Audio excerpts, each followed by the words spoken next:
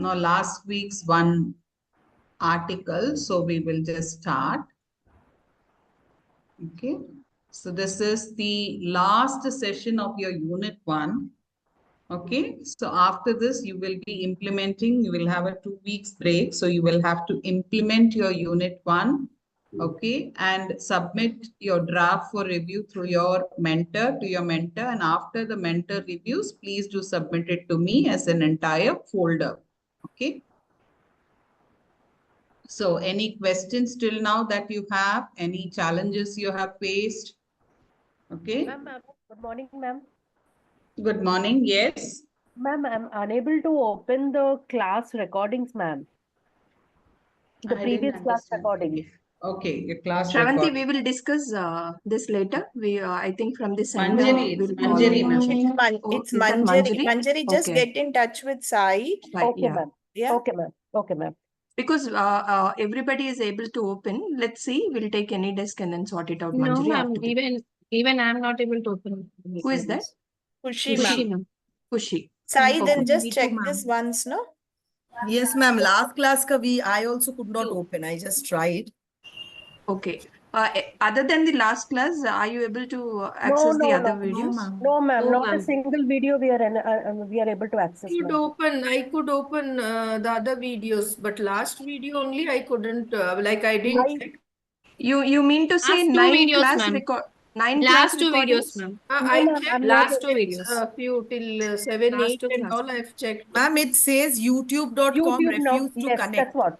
Yes, even same here. I tried opening. I was not unable to open. Okay, This is what it just says. end of the class we'll take this. You Okay. continue with the class. We'll check in the back end.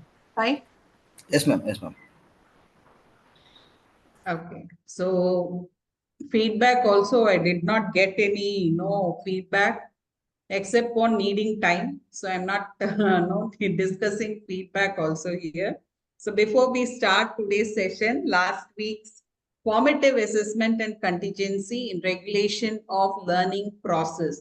So please open this document. I hope that you have read and kept it ready, because this is a very important document. It was a conference paper by Black and William. So just sharing it in the chat box. Please read through the document and try and answer the questions that are given as the activity.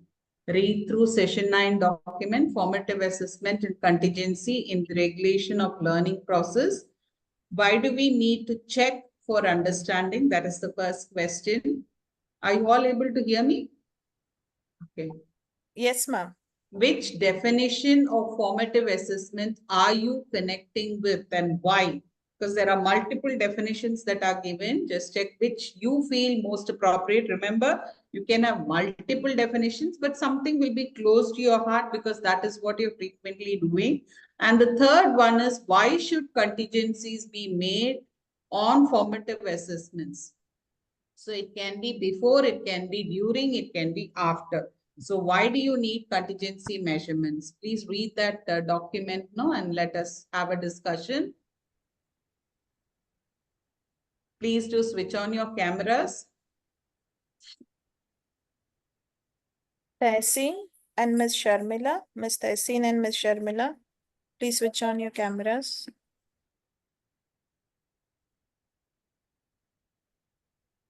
You're able to see the document? Can, Yeah. ma'am, can you Garima, repeat you are last not able question to, if Garima? possible? I'll just share it here because I can understand. I'll just share it here, okay?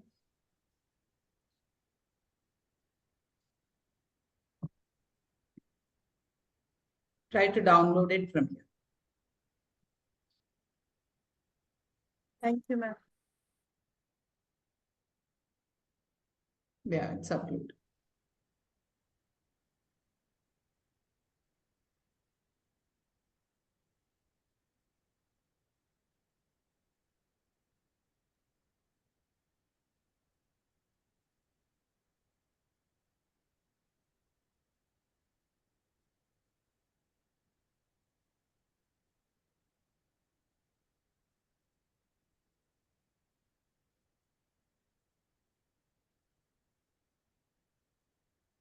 Please start posting your answers. Ma'am, I'm so sorry. I have a glitch in my way. Can you repeat the last question?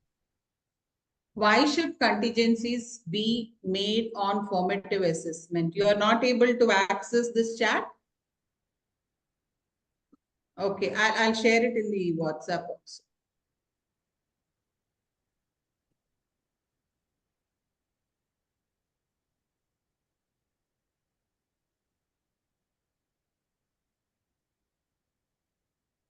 I've shared in the WhatsApp.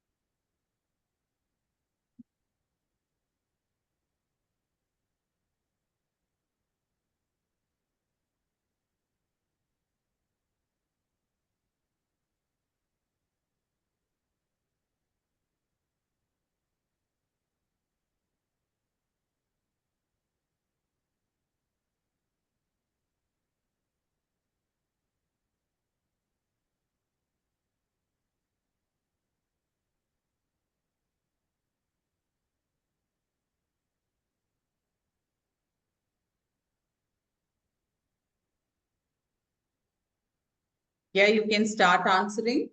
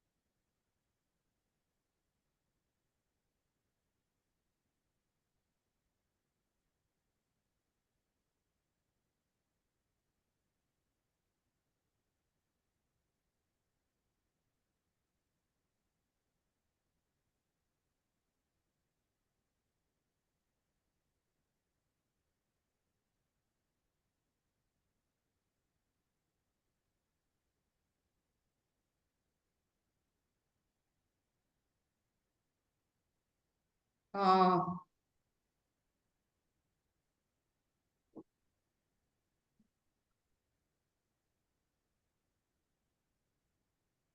Preeti ma'am, can you just rename yourself?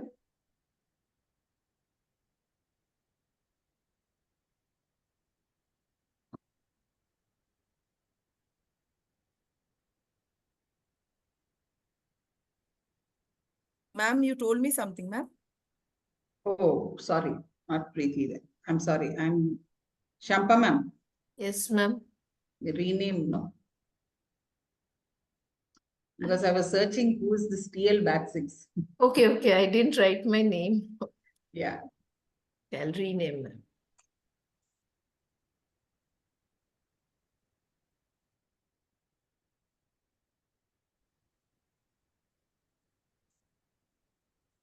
Okay. Okay, can we just look at answers, checking for understanding? Why do we need to have a check for understanding? Who is ready to answer? Make it the 30 seconds answer, please.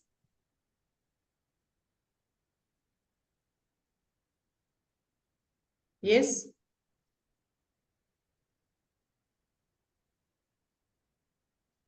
Suitable modifications, right, Veena ma'am? Filling the gaps in the teaching process, right? Correct. Yeah, others. Alicia, to check the way where the learners are. Fine, right? Correct. Ma'am, to modify teaching strategies to guide students' learning, is it correct, ma'am? Yes, that's also correct. Yes. And to identify the misconceptions. Misconceptions, yes, that also is right.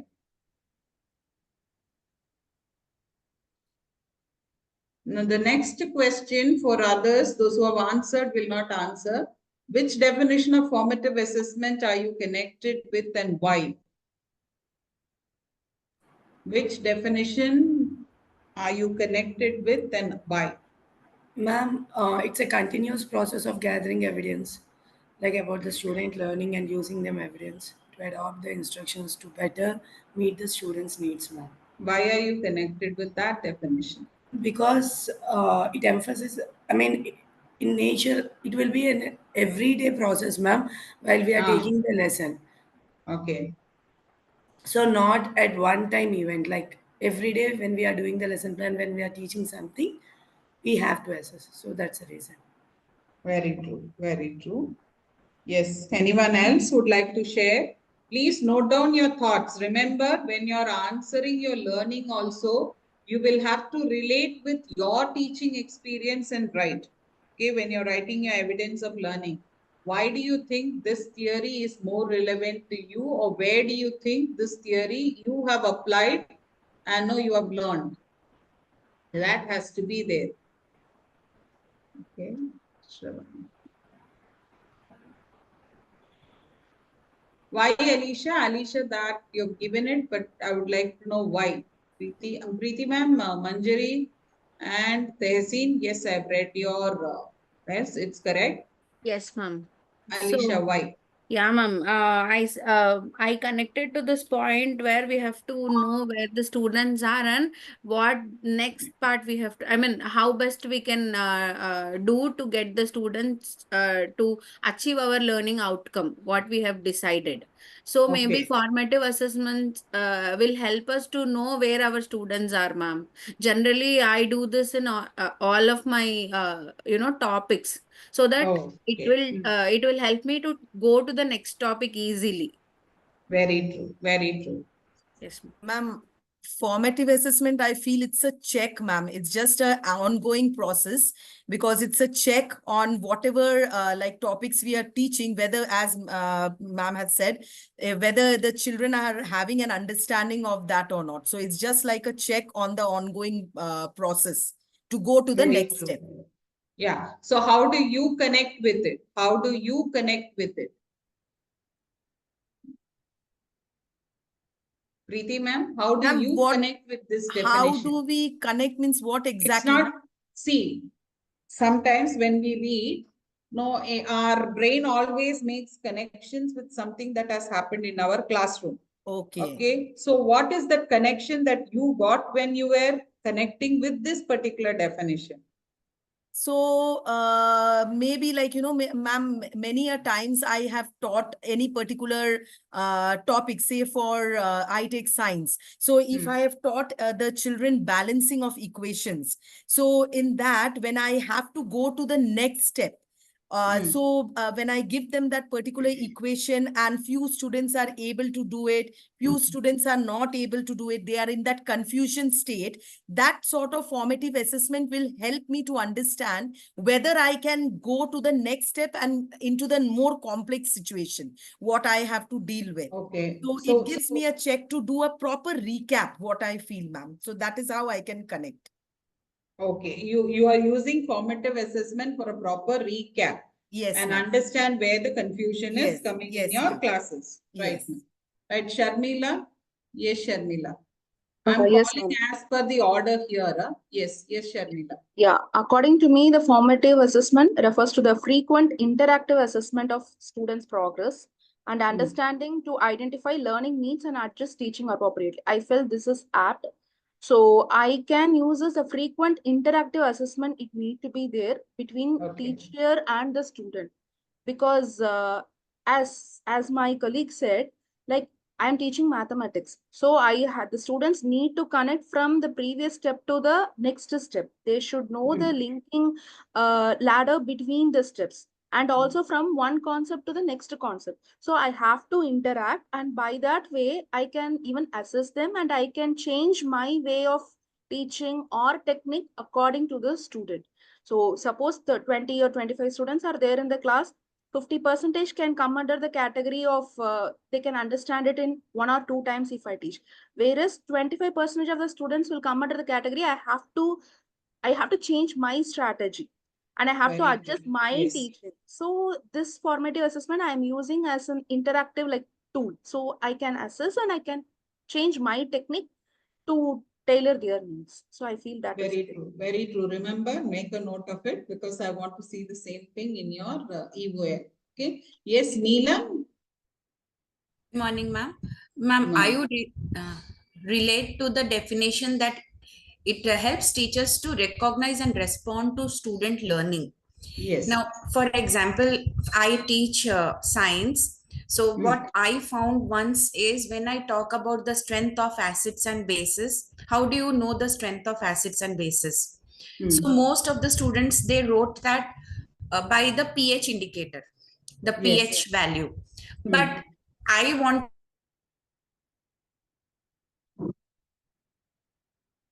them to know about the concentration of H plus. Most of the students, they did not write that in their answer. So that helped me recognize that there is a gap in what is being expected from them and what they are actually. Yes. It's not that they don't know, they know it. But while answering the questions also, they are being very, they're not understanding what exactly they have to write. And with me also to recognize their gap, and it helped them also to know if such questions come and where we have to write in a descriptive way. So that way, frequently on every topic, if we do formative assessment, we would recognize the learning gaps. Very true. Very true. Tehseen, ma'am.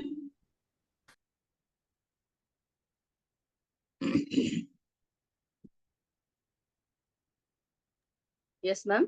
Yes, please. Can you elaborate on what you have written? As a process used by teachers and students. Students to gather detailed information about the students' learning during the learning process. This is just Yes, to ma'am. what we have taught them and how much they are able to grasp from our teaching.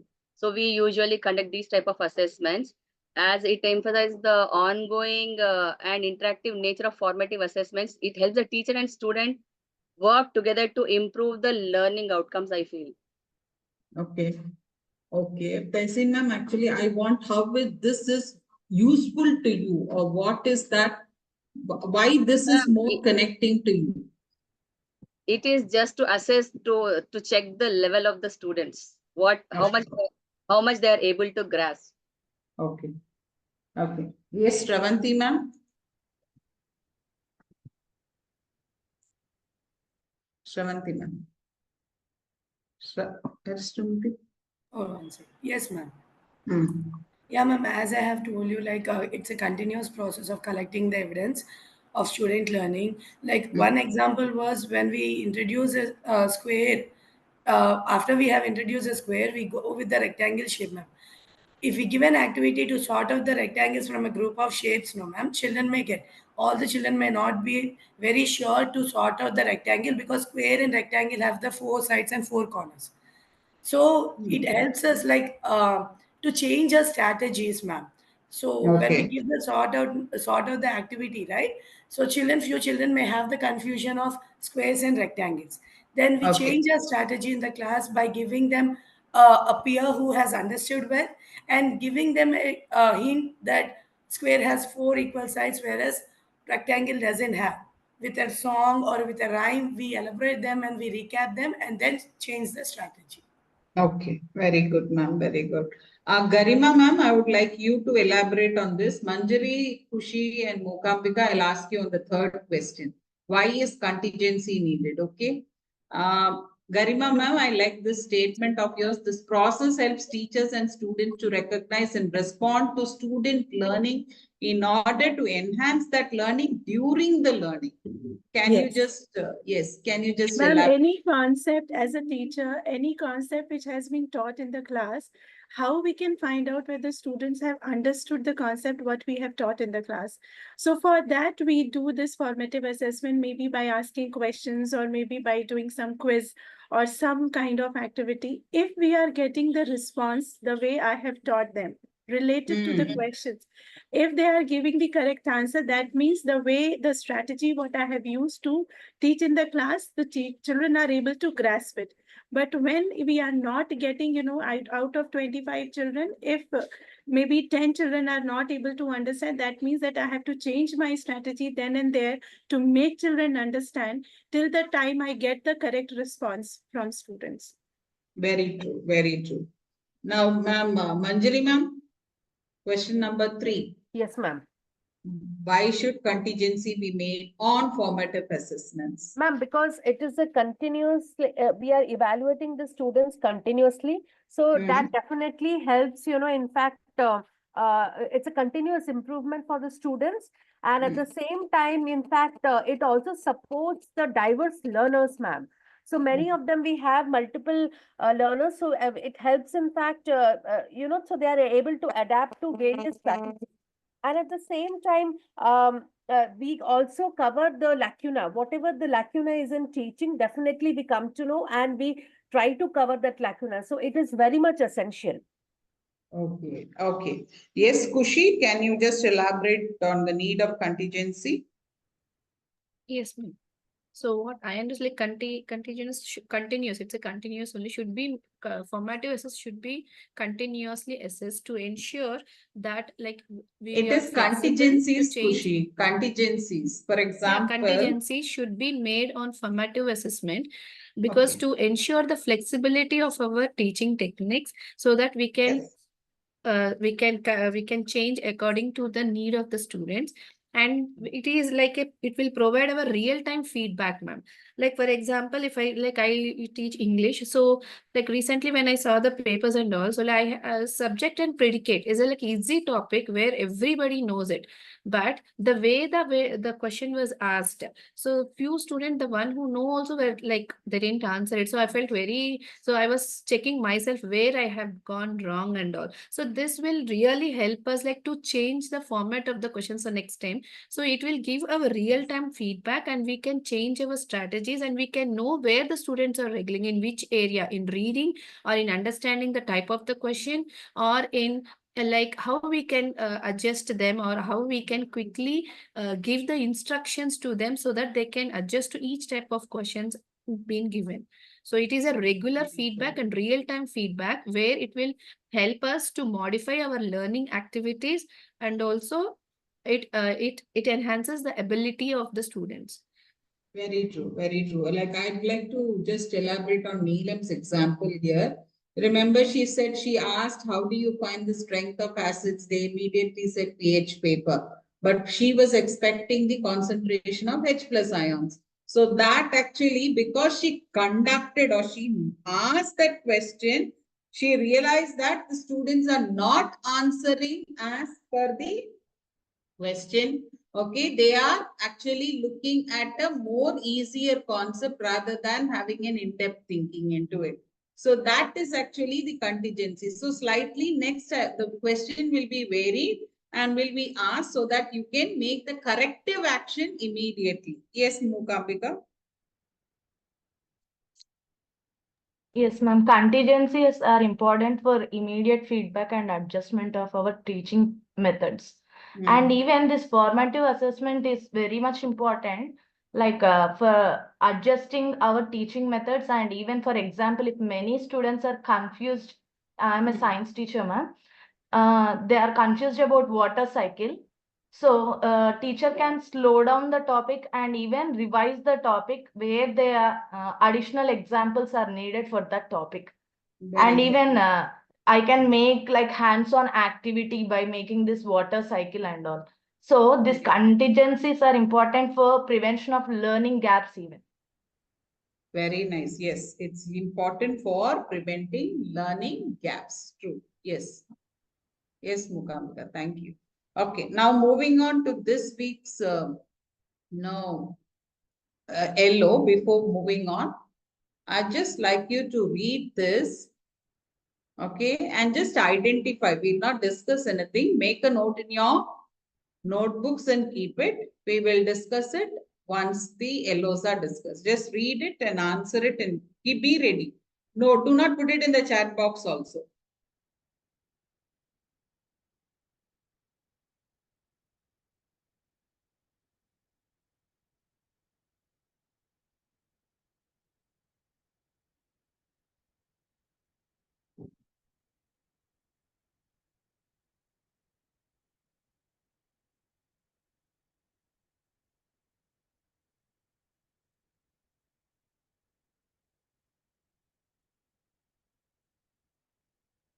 Note your points that you want in your notebook or in your journal. Okay, we'll have a discussion after the LOs. If you have done, please give me a thumbs up.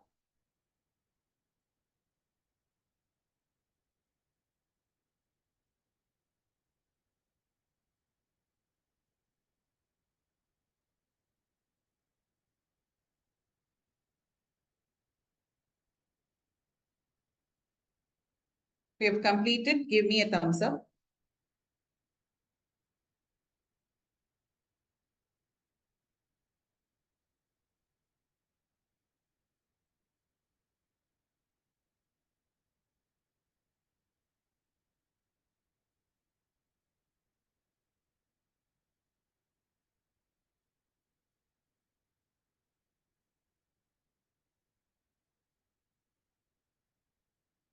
Yes, completed. Okay. Garima says completed. Alicia, thumbs up or hands raised? Question you have? Okay, thumbs up, right. Okay. Right. Okay. Right. So today we will be going through LOD. Identify and explain key features of what they, that is, as candidates, you think makes an effective lesson and evaluate the impact any new learning will have on their future professional practice. So the first key question is, what is the difference between assessment and evaluation? Why is it important for a teacher to reflect on their classroom experience both as a learner as well as teacher? Why does a teacher need the support of mentor to reflect and learn from experiences? How does keeping and maintaining a reflective journal help the teacher become more effective reflective practitioner? What do you consider to be the key features of an effective lesson? These are the aspects that we will be doing. Now, list the differences of assessment and evaluation here, and then give the answer for this question in the chat box if you have noted down.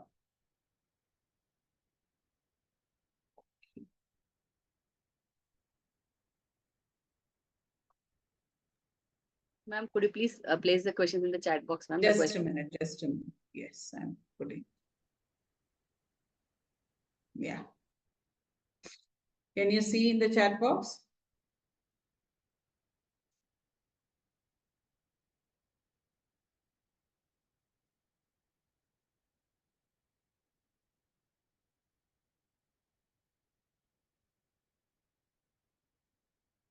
List the difference between assessment and evaluation. And I've given the passage. Tell me, where is evaluation happening? Where is assessment happening? And then you will have to tell, you can orally also respond, okay, who evaluates who, when, and when evaluation happens.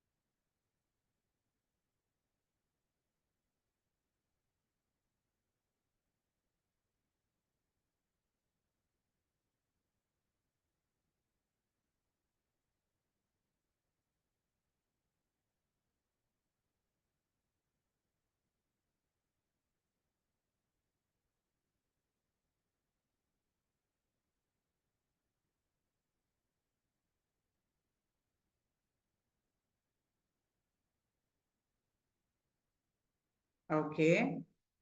Neelam, Revati, assessment. Give me together, answer together. You've given about assessment, Revati. I want about evaluation also. How to overcome is evaluation. Okay. Kushi says, teacher evaluates the learner asking question. When does evaluation happen? Evaluation happen continuously during the class. Okay. Okay.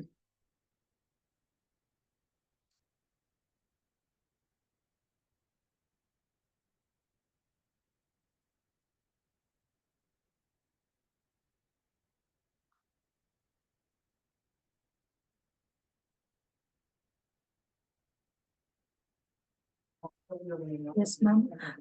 Ma'am, who evaluates who? Teacher is evaluating the learners, ma'am, here. Okay. When does evaluation happen? During the midterm exams. Okay. It happened. Midterm exams evaluation happen. Okay. Why? Why did we say midterm examination evaluation happens? And in the first few lines, we can observe like regularly teacher is assessing the learners, and evaluation happened during the because she came to know that they do not perform well. Based on that, she have evaluated like children didn't understand the concepts properly. Is it like that, ma'am? Okay. Okay. Revati says 1 minute. 1 minute, Chaitanya. Yes, I'll get ma'am. back to your question. After every unit, it is summative. Okay. Yes, Garima. Ma'am, according to this scenario, my understanding is that right now, after giving all the concept and all, when teacher has come to know that my child is not able to understand, so I think here teacher is evaluating herself to find out where I went wrong. And Very then true. Yes. Yes. Yeah. and then assessment, what she's talking about, that midterm assessment. So that is her realization that I have to do the formative assessment or some type of assessment before the that midterm exam, so that she can do the things where she went wrong. So and then she can Yes. rework and change the strategy. So this Very true. Very, yes. Correct. Correct. Yeah. Ma'am, shall I? Ma'am, Yes. to overcome this like regular formative assessment, she have to do. And also like review sessions also will be helpful for this, ma'am. Like to Okay. conduct review sessions, like to reinforce the key concepts, which are important and before the exam, sir. And next one is student reflection is also very important, ma'am. Like so that encouraging students. In what? In what actually student reflection is important? Like, In ma'am, assessment or in evaluation? to identify their areas of improvement. In assessment or evaluation, Chaitanya? In assessment, ma'am. Assessment, very good. Right. Student reflection is effective if it happens in assessment. Yes. Right. Okay. Anyone else? Sharmila, can you just elaborate on your evaluation part? You said teacher evaluates the learner. It occurs at the end of the instruction. Aims to make judgments about student achievement. It involves standardized tests. Can you just elaborate on it? It is evaluation as per I understood. I don't know whether it is right or wrong. Evaluation is like evaluating the students at the end of the instruction, or we can say it's like literally like a summative assessment, ma'am. Yes. Yeah, so the teacher can evaluate the students at the end of the instruction. That is, once the teaching learning process is completely done, what the teacher does to the student, we will call, I thought it is an evaluation. And it makes a judgment about student achievement, because last class you told me that formative assessment, we are not supposed to make or use the word judgment to me. Yes. So with this evaluation or at the end of the instruction, can we judge? We can judge the students' So Yeah, that's what we will be doing, isn't it? So yeah, so that's the reason I have written aims to make judgment about the student achievement, how far you have achieved in the previous grade or what you learned. So we can able to judge the student based on the evaluation that we are conducting. And it involves standardized test, like standardized mark, scheme of mark and everything. It's a proper, the professional way of evaluating the students. That's what I have written. It involves a standardized test, wherein informative it is going to be an informal. And I have this doubt also. I have written in assessment slip test also a part of an assessment. Is that is correct, or a slip test should be removed from the assessment? No. Slip test Slip also test is can also be a a part of an formative assessment. assessment. Yes. So See, that is yeah, like I'll take the same example that Neelam gave. Now you tell me that when she said that no, the students wrote the answer wrong. Okay, students wrote. Was it assessment or was it evaluation? Assessment. during assessment, ma'am, because Yes. during the Why process do the you teacher, consider that as assessment? Ma'am, after our lesson plan was done, right? during the So, process only the teacher is asking the question whether it is how will you check the strength of an asset. That's a question which can which the teacher is asking during the session, and to correct the student if they are wrong. So it's checking Okay. their knowledge of understanding and to correct it if they are wrong. So Okay. that could be come under assessment only. Okay. Just Ma'am, yes, it is Preeti not ma'am. norm referenced, so it is a assessment. Can we put it that way, ma'am? If it is not, no, you will have even norm reference with based on rubrics also, right? Okay. Okay. That becomes, yes, Preeti ma'am, I'll give you clarity because I'm just trying to understand where your perspectives are.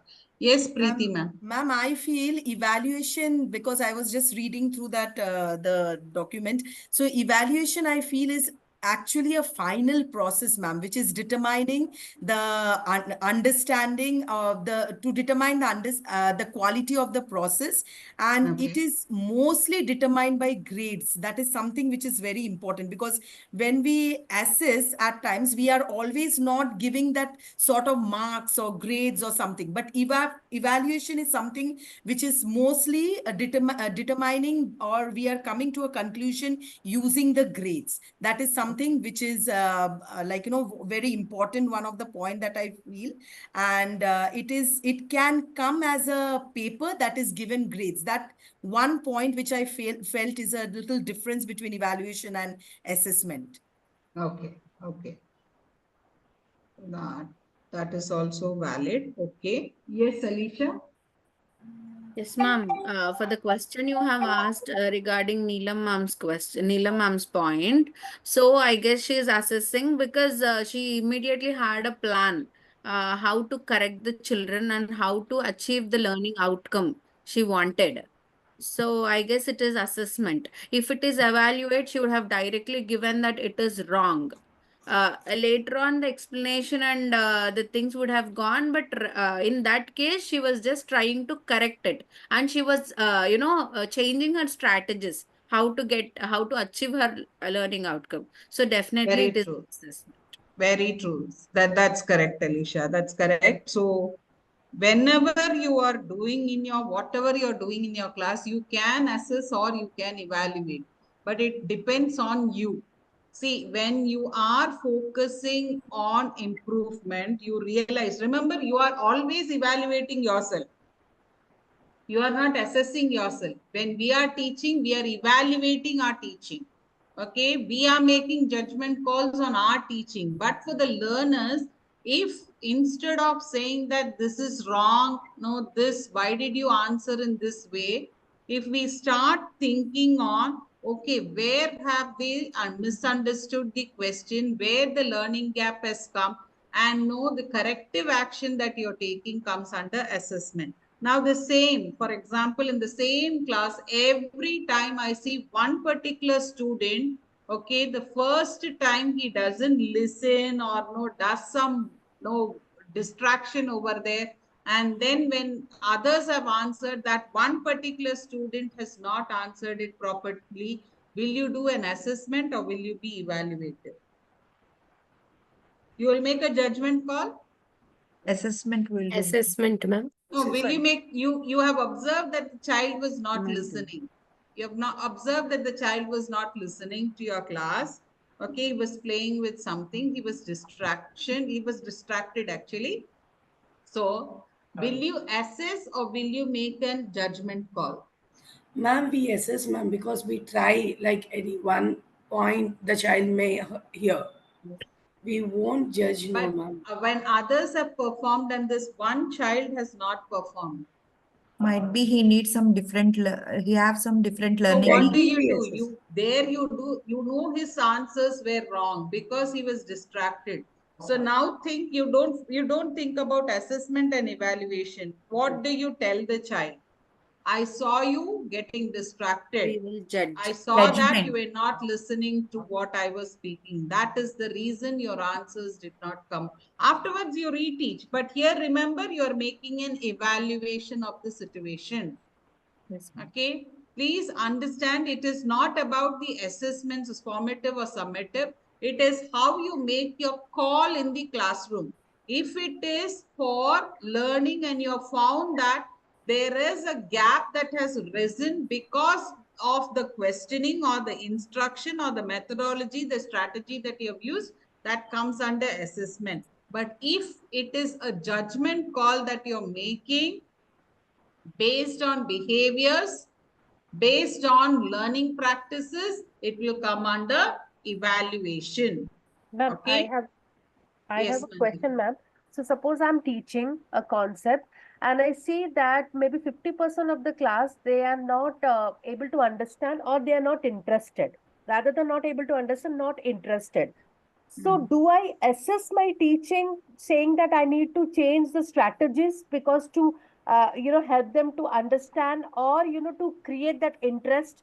Because when I'm Yes. teaching, so that's what I wanted. So this is like evaluation or assessment. Like It is your evaluation. You evaluate yourself and assess the students on why they were not able to listen or what is that lack of interest that has crept in during your teaching. Remember, it is your impact on the students, isn't it? the same goes even with the test also. Suppose the 50% of the class, they are not able to perform. So I evaluate that probably my teaching strategies needs to change. No, it will not be same for all the questions, isn't it? In the Maybe slip one test. particular question. So then you will have to evaluate on where exactly that number of students missed. Maybe the child was absent. Now remember that becomes evaluation because you're making a judgment call. They were absent, they were not. They went in for some programs, they missed the class, they did not. So those becomes evaluative statements. Okay. Ma'am, like as the child is not listening and we judge, like we evaluate saying that the child you did not. Instead of that, it may be the situation that the child was sitting at some other place where he got distracted. We can change the place and assess that. In that way also it can be, right? No, ma'am. If you are saying about changing place, now remember that becomes an evaluative call. Because he was sitting there, he did not listen. Remember, it's a judgment call that you're making. It's a judgment call. It's nothing related to the learning of the child. No, what about the external factors added to Shravanti? External factors come under evaluation. Okay. Internal teaching, learning gaps come under assessment. Okay. Okay, most of your external factors come under evaluation. See, for example, sickness. It's going to come under evaluation. Okay, but if the child is making connections to some other wrong concept, then that comes under assessment, because maybe somewhere during your instruction, you have given them that connection between that current one and the wrong concept. That is the assessment, because that here develops learning gaps. So we'll have to correct it. Ma'am, coming to the behavioral issues of the children, like it comes under external or internal, ma'am? It is external, right? See, for us, external, because when we talk of learning, concentration, focus is what we are doing. When we are talking of behavior, what are we talking about? Distraction. Distraction happens with external factors only. Yes? Yeah. So let us now continue. Now, we'll have a group discussion. So before group discussion, I'll share the topic. Read the resource assessment and evaluation in education. Point out the areas where assessment and evaluation is used in education. Understand assessment and evaluation. Why teachers should assess and evaluate themselves, and how can you become active learners and teachers. Okay, I'm just sharing this. I'll divide you into groups when this topic is taken.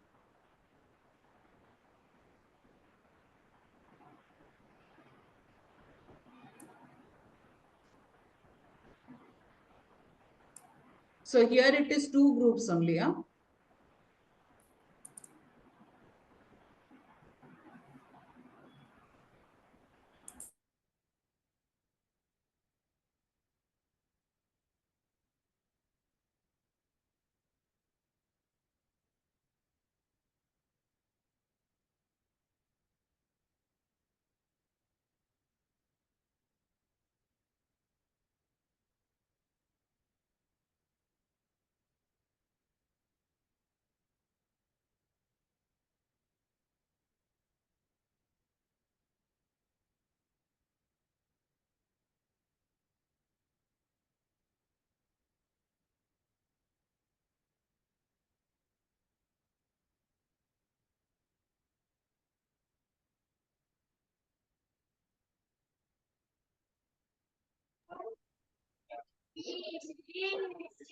Sinduri, you're not able to join. Kushi, you're not able to join.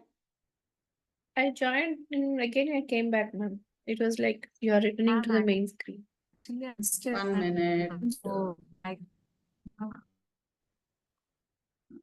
Send you. Sinduri, I'll just move and I'll bring back. You were able to join, Sinduri? no. I'll just move and I'll bring you back to your room. Yeah. Now join.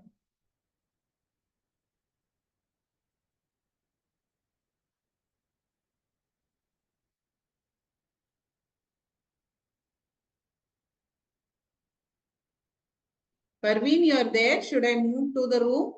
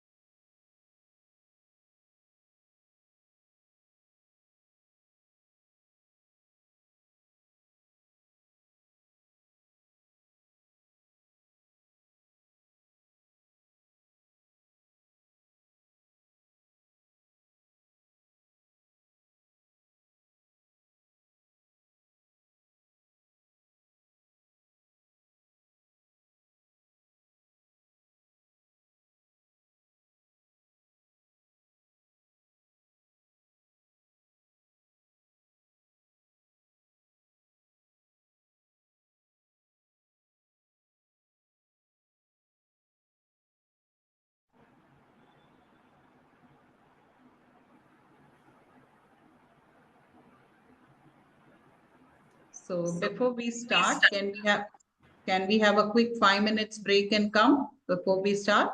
Yeah, so just a quick 5 minutes break and we'll get back at 10:34.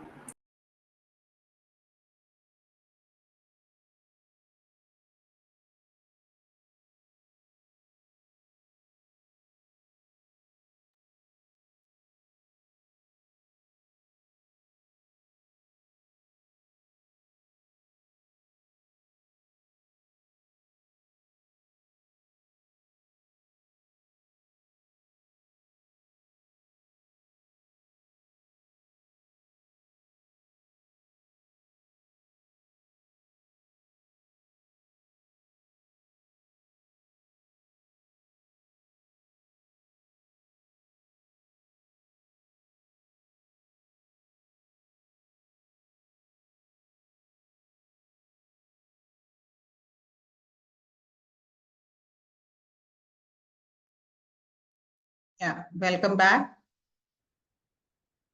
Welcome back, all of you. Please do switch on your cameras.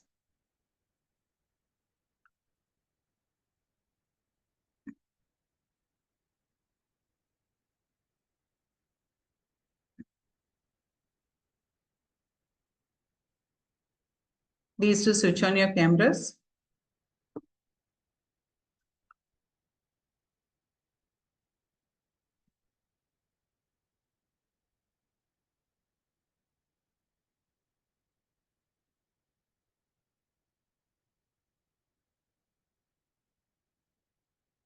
Okay, so let us start with group 1, room 1. Yes, ma'am. So can you just present your views? Now remember it's 10:34. So your entire group will have till 10:44. Okay, 10 minutes. So 10:44 I'll stop. So you please share and discuss. Yes? Yeah. Start. Yes. Yeah, ma'am. So understanding the assessment and evaluation. So assessment and evaluation are both critical components in education, ma'am. Each have serving different, but they are interconnected in purpose. So assessment, I'll put few points about assessment, ma'am, and my colleague will be continuing with the evaluation. Assessment is an ongoing process of collecting the evidence of students' learning. It can be a formative, like informal and continuous process, or summative, like formal and periodic. And in this educational field, ma'am, the assessment is used like to monitor the students' progress, diagnosing the learning needs, providing the feedback for the improvement, and also informing the instructional decisions, ma'am. And my colleague Chaitanya will be continuing. Yes, ma'am. Evaluation, it is a process where learners, we can measure the learners' potential, whether they have reached the learning of objectives have been achieved or not, to measure the potential of the child. So the evaluation will make a judgment whether the child have reached that level, like this learning objective has been achieved or not. We'll check the learning outcome. And next one. So this evaluations, ma'am, the purpose of the evaluation is through this evaluation we can improve the learning. So from the evaluation we can understand the strengths and weakness of the child, so that we can enhance the learning process.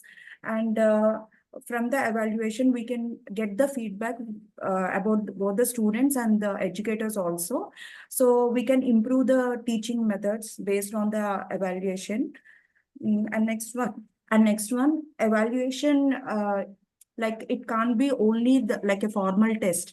So if the child notes, we are evaluating them both on like everyday practices in the class and as well as the formal test. So they don't have that impression so evaluation is the just writing correct answers. So it is based on whole what the class is going on. So evaluation should be taken both as a formal test as well as the natural activities which the learners do in the class also. So it creates a good impression for the child. Without thinking that it is just writing a test and getting the marks. And it is a collaborative activity. One just last point, ma'am. It is a collaborative activity between the teachers and the students, where both will involve based on the evaluation. After the evaluation, the learners will get to know their responsibilities, and self-monitoring is very important. So this evaluation plays a key role in that. Yes, ma'am. Yes. Tehseen, would you like to speak? Or shall I proceed? Ma'am, Veena ma'am, you just first. The second question, Tehseen. Actually, I'm ready with the third one. So I can proceed? Yes, ma'am. Yes, ma'am. Ma'am, now myself and Alisha will be addressing the second question. Why should teachers assess and evaluate themselves? There are, multiple benefits for a teacher when they assess and evaluate themselves. So I'll quickly highlight only those points. First thing, when there is a classroom assessment, we apply the result of assessment on our own teaching. So our own teaching, there is an improvement. Then when we assess and evaluate ourselves, there is professional growth. Then when we assess and evaluate, we become more reflective teachers, and reflective teachers hone their teaching skills to meet, the needs of varied needs of children. Then we also have this betterment of student outcome. Most important thing, we are teaching for the students to understand and learn. So there'll be betterment of student outcome if we assess and evaluate our teaching. Apart from that, self-evaluation also gives us an accountability of how far we have been effective in whatever we have planned and how we should take it further. Also, it helps in goal setting for a teacher, whether I need to go in for some more professional development courses, or should I learn some skill from somebody else, or what should my goal be, target goal be for the next term. So such goal setting also is possible when we assess ourselves. The last one is change is very evident. So whenever we need to adapt to change, we need to assess and evaluate ourselves. Now I'll hand over to Alicia, ma'am. Yes, ma'am. So, things are rightly said, ma'am. I'll add few points to it according to the document we are given. So, first point I understood is we need this assessment and evaluation to review our lessons, how we are going to review our students, to review our teachings. That is the first point. Second point is to plan our method of instruction. So today I have done something, and if I assess the student, if I evaluate myself, if I assess myself, the next day's class will be easier to plan. So the next point is the major point of assessment and evaluation is we can convert the expectations to the results, ma'am. That's what it is highlighted in the document. If we have to convert the expectations to the result, we have to assess the children as well as ourselves as the teachers also. And the next point is to understand the needs of students. Even we also have some needs, like what is the learning outcome and how I should reach it. We will have a plan. So to achieve it, we need to assess ourselves also, whether I'm going in the right path or not, or should I change some methodology. So these are the points we have to consider. Other than that, to identify the areas of growth, even professional growth, or as a student, how they are growing in the subject. And as ma'am said, adaptability. So to adapt to this certain circumstances, we need to assess ourselves, whether it might be the lesson or general thing also. Yes, ma'am. That's all from my side. Okay. So here I would like to continue here, ma'am. And for the third question, that is how teachers can be active learners and teachers. Here's an elaboration for this, ma'am. So teachers can be active learners and also teachers by reflecting on their own learning and teaching experiences. That is, this means that they should take time to think about what they have learned and what worked well and what did not work well. So reflecting on our own experiences help us identify the areas of improvement and develop new strategies. And also by seeking feedback from learners and peers, like, teacher can ask their students and colleagues for feedbacks on their teaching practices, which helps them identify areas for improvement and also gain new insights. And the third one is staying updated on new teaching methods and technologies. So teachers can attend professional development workshops, conferences, or online courses to stay current on best practices and new technologies that can enhance their teaching.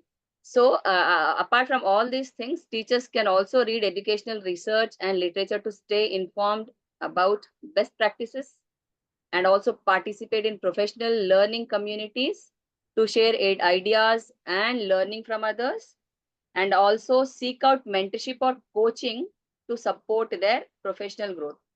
So by being active learners and teachers, by active learners and teachers, educators, I mean to say, the teachers can continuously improve their practice, and also they can enhance student learning and stay engaged in their profession, which is helpful for their professional growth. Okay. So yes, Yeah. Aarti ma'am. Yes, ma'am. She is Connecting to this to do a little bit to elaborate more. I'll start with a quote like, tell me I forgot, teach me I remember, involve me and I will learn. So when you involve, definitely we will learn. So here being active learners and teachers means like participating, involving us in learning process, and Yes. also encouraging others to do the same. So here I'm speaking few ways for the active learners, how we can do it. Like we can set small goals, like our learning objective. We can ask for feedback. We have to take our own feedback, like how it went on, and work with others, like observe the other classes, other teachers, and know what goes well and what not goes. Use different resources, like resources can be in any form. It can be audio visual, it can be pen and paper, anything, or like resources from where we books or where videos or whatever it is, like use different resources and know how to learn. First, we should have that zeal that yes, we should learn so that we can give to the, we are active learners and we will learn. And proactive with the upcoming, like what ma'am said, we have to be have for the courses, or we have to be proactive how this kind of Time. yeah, Yeah. ma'am. My colleague will go with that to teachers. And make it fast. Time is up. Okay, ma'am. Ma'am, I have a bad throat, but I will just try something, ma'am. Okay. To add on to it, we can also include activities, ma'am, where students can analyze their learning outcomes, where they involve, actively participate, and when there is also peer review happening, and also they can be diverse assessment methods, ma'am, just not by having an oral test or anything. It can be like presentations, projects, basically different learning styles can make them a both, ma'am, an active teacher as well as an active learner there. Yes, Aarti. Aarti ma'am will continue. Yes, ma'am. Khushi ma'am and Tehsin ma'am already covered my points, ma'am. I want to say only the one line, ma'am, that a teacher is always a learner, ma'am. If she is learning a new things and with her mistakes also, if she is learning anything new and correcting that one, so she is a good teacher, ma'am. Very true. Very true. Yeah. Yes. Yeah. So now let us move on to group 2. Group 2, your time starts now, 10:56. We will be stopping. Yes. Group 2. Good morning, ma'am. I will be giving the introduction about assessment and evaluation. Okay. In the field of education, both assessment and evaluation, they refer to gathering data, but there is a through the form of tests or whatever. But there is a difference between the both. Now, the difference between assessment and evaluation is assessment is more like helping someone to correct wherever they are going wrong. But when it comes to making judgment based on certain norms, then we call it an evaluation. Yes. Now, like if we check dictionary meanings, then assessment can be understood as an appraisal, and evaluation can be understood as adding value, understanding the value of something. To go further and explain the difference between the two, I would like my team members to go ahead with it. Okay. Yes. Please make it fast. Who's the next member? So I think so. I have to go. Why should teachers assess and evaluate themselves, ma'am? That's the second question. So where we are talking about when we are teaching a group of students, first of all, we need to ensure that whatever content we are delivering, it should be a quality teaching and learning process. That means a quality education. That is very, very important. And so in order to do that, first of all, we need to assess ourselves, because that will help us to be more confident and to face the students and ensure that we are doing the learning outcome is excellent. So the next first major thing that I feel that it is for helping us in our own professional growth. So we can reflect on our own teaching methods. We can understand our strengths, our challenges, and what are the areas where we first of all need to improve on before we evaluate or before we assess our students. So it is an ongoing professional development for us itself. The next one is, ma'am, we are it helps in improving the student outcomes, as I have told, because by evaluating their teaching practices, the teachers, that means we can adapt our instructional strategies. We can plan our strategy to make sure that it is helping the needs of the students. And also, since we all know, like, students are not all of the similar level, and they have their own different levels of students. So that's the reason we can improve our teaching and learning processes accordingly based on when we assess ourselves.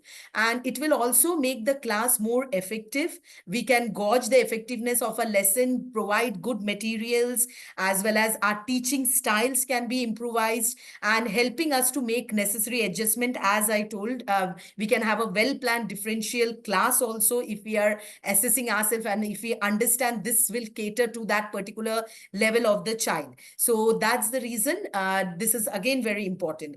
And also informed decision making, where we can better our instructional decisions when we have clear understanding of what is going on well in the classroom.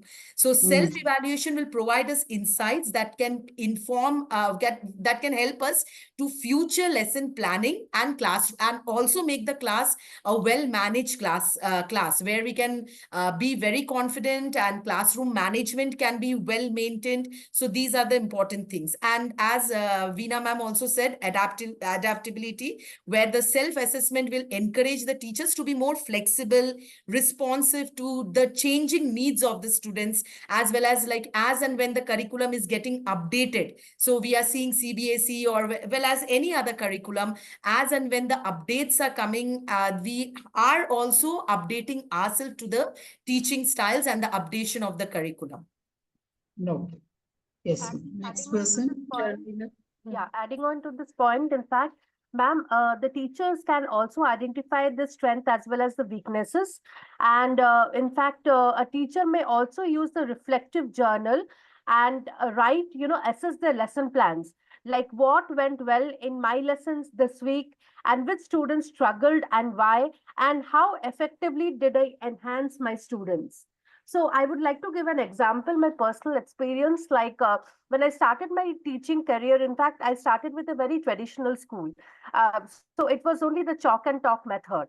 But then working for, couple of years, when I, got a better opportunity in an international school, the same method did not work, because students told me point blank that, ma'am, whatever is given in the book that we can understand, we know how to read English.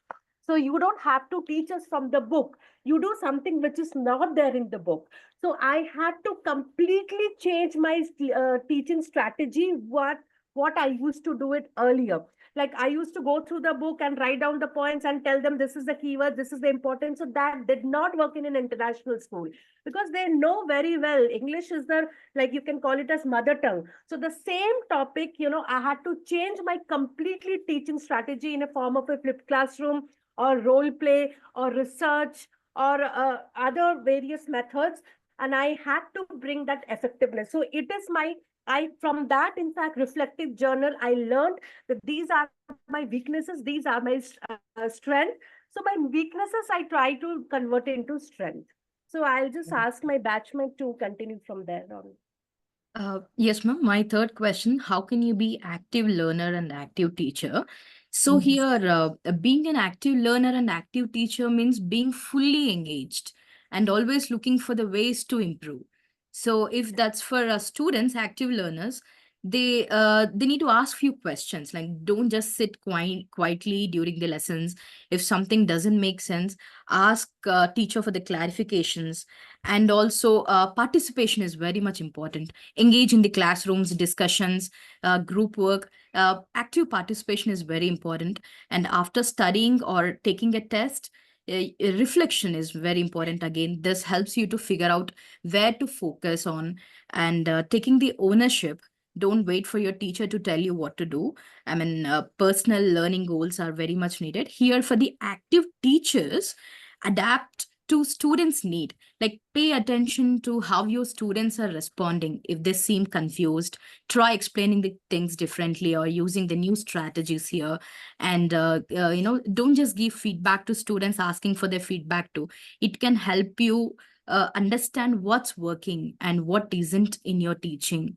And keep learning. Always stay curious and open to new teaching methodologies, like tools or technologies. The more you grow, the better you will be at helping your students succeed. And be reflective. After each lesson or day, think about what worked and what didn't, like a teacher's journal that can help. This helps to improve. In short, active learners are engaged responsibilities for their learning, and active teachers are responsive and always looking to improve their teaching. Very true. Very true. That was really good. Yes, sir.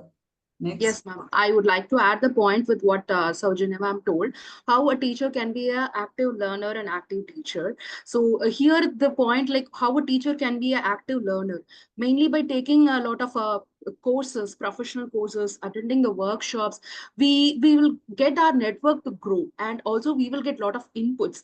And the main point here is we have to apply the input that what we got with our students. So that is a main point. And when Manjari ma'am was talking about her experience with the traditional school and international school, even I felt the same. Now, mathematics can be the only way to teach mathematics. That what I know was, the chalk and the whiteboard and all. But now technology has improved a lot, wherein I can take the sinusoidal waves, cosine waves, 3D models in a very interactive technology way. So I learned that and made the students little bit interesting, or else our own traditional way it is not working. As ma'am said, everybody knows what is trigonometry, what is geometry, but how I teach. So first I learned. I reflected on my teaching, and then I learned, okay, I have to integrate technology, whatever. So technology integration is a very, very important part of teaching nowadays, this generation students. That's all. Yes. Yes. So, in a Ma'am, nutshell, who is next? Ambika. Oh, Mukambika. yeah. Ma'am, as active learners, collaborating with peers is very important, wherein engaging in our professional learning and visiting their classes so that we are able to learn something from the teachers, from the other peer group. Very good. That's a very important part, because you have to have a peer collaboration. Yes. Yes, ma'am. That's it. So, Okay. in a nutshell, we can say that assessment is like a tool to gauge at the roots the cause for failure. So, if, for example, we went for a observation class where the teacher was teaching the digestive system, parts of a digestive system, and then the second part of the chapter was on the process of digestion. So if the student did not understand the different parts of the body where the digestion takes place, he will never be able to tell the process in detail. So the first part need to be seen that the student has understood. So there we do an assessment. And when many chapters have gone by where we have taught digestive system, excretory system, regulatory, all these system, and then we take an evaluation without doing an assessment, then we are in no way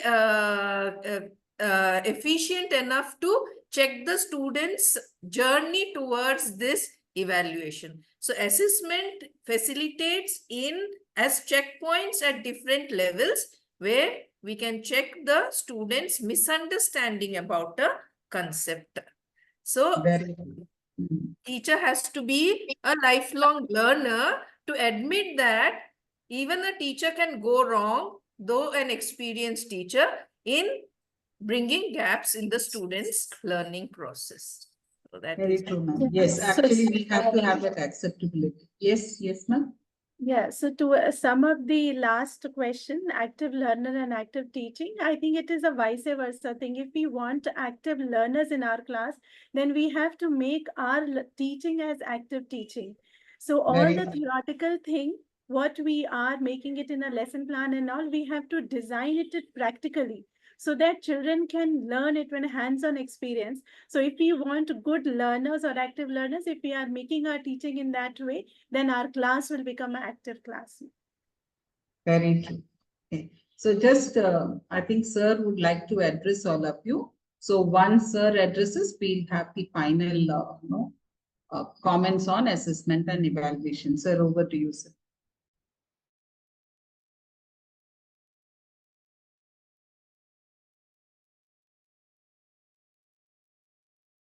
Good morning, all of you, ma'am.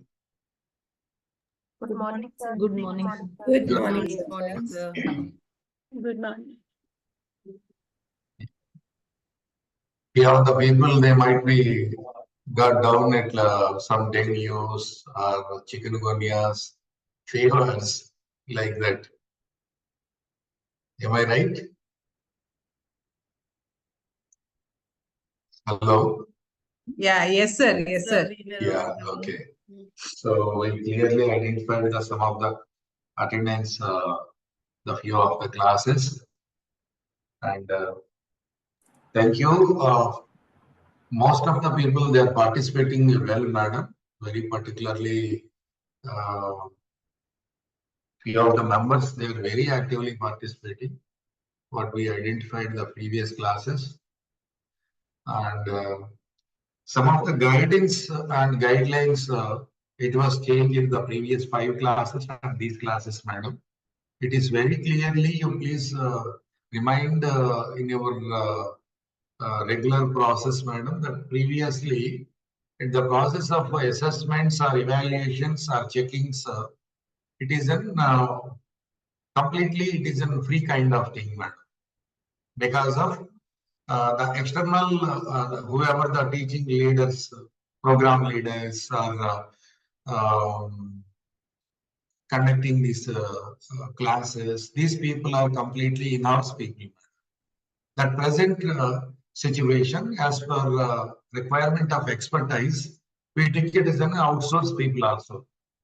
Few educators, few leaders, few trainers, we are taking into the place the outside outsources people also, for the purpose of tutoring, for the purpose of assessments, for the purpose of evaluation, and whatever your submission documents, everything we are took into the for improving of quality. We are taking into external people also, not in-house people. It is an external people with a different perspective. They are evaluating, and this is the purpose. We changed the pattern to submission documents, madam. Maybe you are aware of that, particularly at the time of your joining and commencing of the classes. Maybe you very clearly you noted for that point, sir. Definitely, Jivani madam and Shilpa madam, they may clearly told them it is that rules and regulations and was changed. So maximum number of evaluations, minimum number of evaluations, and what is the additional payment is applicable to additional requirement of evaluation for a submission. These are also, it is a chargeable matter. Keep it your mind. Would like to request you all of members, please be proactive and timely assignments, classroom observations. Maybe the next class onwards, Sudha madam will give you as a classroom observations. And what are the classroom practices you are implementing in physical kind of thing? Okay. Even the principals and vice principals also, they got a very few classes. Maybe the principals are 1 class per day, and vice principals, they got 2 classes per day. Even though those people also would like to request you, please implement your practices in a regular learning process. This is my humble request. And attendance, madam. Attendance is also, I'm observing, out of 10 classes, 4, 3, 2 classes also, they are absent. Few of the members we have given it is any extensive support for the members, but still they haven't utilized our chance to give them. So very particularly participation of the sessions, what I was observed the few of the sessions, maybe I'm not aware of all the sessions, but majority sessions what I observed, very particularly whoever they are raising the concerns, almost the same members are raising or interacting the sessions, majority. But I would like to request you, all the members need to participate. Either right question or wrong question, madam. It doesn't matter. As a teacher, madam, you would like to interact with the classroom practices, to interact with the students. You have to interact with the slow learner or mediocre people or even smart people also. Okay. So you are not forgetting it is in a slow learners matter or backbench people. So backbench people, they haven't responded whatever you are raising the questions in the classroom environment, right, madam? The same way here also, it is equality is important, madam. That is very significantly identified. Few of the people is very actively participating, that I would like to appreciate them. Particularly it is in Saujanya Rao, Preeti Girish, Manjiri madam, Garima madam, Revati, Veena Sriram. These people very significantly identified the participation. But I am not criticizing other people, madam, but it is a very clear, effective in your submission assessments, madam. That's your submission document. So whenever you are interacting, you are clearing your doubts with your leader or program leader, or it is in a course leader. That would be a better resource, madam. It might be reducing your queries in your mind. That is my observation, madam. And I would like to share my report through my program leader. I got the information. Madam, please give me share option. You can share, sir. Can, sir, please check, sir. Yeah.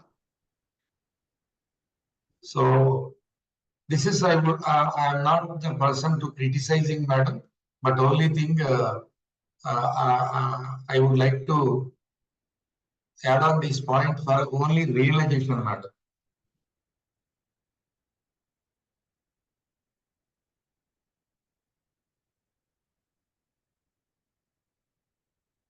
So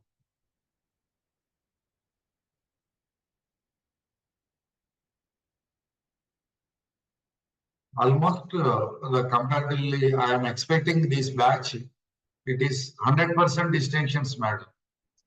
So this batch is different from other batches, madam. Okay, single slot submissions, single slot result I am expecting, madam. I don't want you postpone the result or it is in submissions. Single slot. This is very, very important, and as a leadership of Madam Sudha, what I was clearly this thing. 1 minute, madam. Is it visible, madam? Is it visible, madam? Yes, sir. Yes, sir. Yeah. Garima, madam, total classes missed. 4 classes, madam. Yes, I understood some of that as an health issues I notified, but not for that all 4 classes, madam. Okay. And Parveen Begum, madam, 3 classes. Preeti Girish, madam, 3 classes. And Chaitanya, madam, 2 classes. And all of other Aarti Singh, Sharmila, and Revati, Veena Sriram, madam, Manjari Ghosh, and Neelam Rath. So even 1 class also, it's not acceptable, madam. Only we have 17 classes. So the percentage is very high, madam. So almost to 7% each class, madam, approximately. So you're missing the 7% of the learning process out of 100%. So that is very important. And I'll appreciate Shravanti madam, Shampa Ghosh madam, Tashina Ari, Rafia madam, Koshi Jamir, Saujanya Rao, Sinduri Muchala, Alisha madam, Mukambika madam, all these people I would like to appreciate, madam. Excellent. Now, this is an 100% attendance is a very this thing. You please continue the same, madam. The next active participation, madam. So very active participation. That is Aarti Singh, Garima Kumar. These two persons are very active compared to the others, madam. Maybe some other people also, they might participated well. So coming the classroom environment, classroom observations and classroom implementation is the more important, madam. Please see that these are only 7 classes left. So you please be focused on that. And so very important, I would like to request all of you, single slot submission and single slot result I'm expecting. Thank you. Please share your views, madam. Yes. Thank you so much, sir. Sudha ma'am, would you like to add your feedback? Yes, ma'am. Actually, like from the previous batches, I also enjoy with your batch. But no, there are a lot of concerns regarding the time. My only request is you will have to read and come because I see many of you coming up with nice viewpoints. Okay. And yes, some of you have lost points in the participation, active participation part in the initial days. But as the days progressed, I could see a drastic change. But there are few members who can improve their participation and know that will actually make it more lively. Yes, and henceforth, we will be looking at how you're integrating this to your classes with your participation. Because theory, someone can read and always read it out in the class. But no, we are looking more for how you're going to connect it to your classrooms and how you're going to discuss. Because after Unit 1, it will be totally on your implementation. So how you connect it and how you're going to implement it in your classrooms, that presentation will gain weightage in your active participation. That's all from me. Yes. Thank you so much, ma'am. As sir rightly mentioned, yes, we do have high expectations from this batch. And then, whenever you have any kind of discussion points, you are pretty much, involved, and then you're very active throughout the session. So day by day, that benchmark, you are the people who are like raising the benchmark. So we, as sir rightly mentioned, we expect, single slot, we have to submit all the 18 portfolios. And you just have to lead that mark, batch 6. This is the strongest batch, and then you must all stand as an example. So thank you, sir, for taking time and then addressing the candidates today. And even sir is also religiously being part of all our sessions. Every Sunday he is also making sure that he is joining the class by 9:30 and then observing all of you all. So any support from the team, we are always there. Though we are at the back end, your discussions are making us so curious, and then they're so interesting that we keep listening to you all and then keep commenting on it. So, and you have 2 weeks of break coming to Sundays. So make sure you review all the assignments and then be prepared for the because Unit 2 and then Unit 3, it's all implementation. So we expect you to take this into your classrooms and then make sure you have the impact of your learning. And wish you all good luck. And then those who are not able to attend, please look into your recordings and then make sure you come back active in the next class. Thank you so much. Good luck, ma'am. Please continue the session. Thank you, ma'am. So before we move on to the next activity, I'm just giving a quick recap of assessment and evaluation. You can just have a look. Assessment is a process that includes 4 basic components. One is measuring improvement over time, motivating students to study, evaluating your teaching methods, ranking the students' capabilities when compared to the whole group evaluation. That is just a comparative account of what that, remember, this is not shared. This is for your understanding. Evaluation is articulating the purpose or at reaching the curriculum goals, identifying and collecting relevant information, having ideas that are valuable and useful for learners in their lives and profession, analyzing and interpreting information for learners, classroom management or classroom decision making, which is actually a judgment call that you have to make. So this is the synopsis of assessment and evaluation. And as you all rightly said, yes, a teacher must be an active learner before becoming a teacher. So I'm just sharing a document for activity 2. This is 2 activities together because no, it's a group work. I'll just, yeah. So here the first one is a debate. So you can take time to prepare for the debate. Remember, group 1 will be saying Kolb's experiential process is very good to become a reflective teacher. Group 2 will be arguing that listening to a mentor will be good for reflective teaching. Okay, so this is the topic for group 1 and group 2.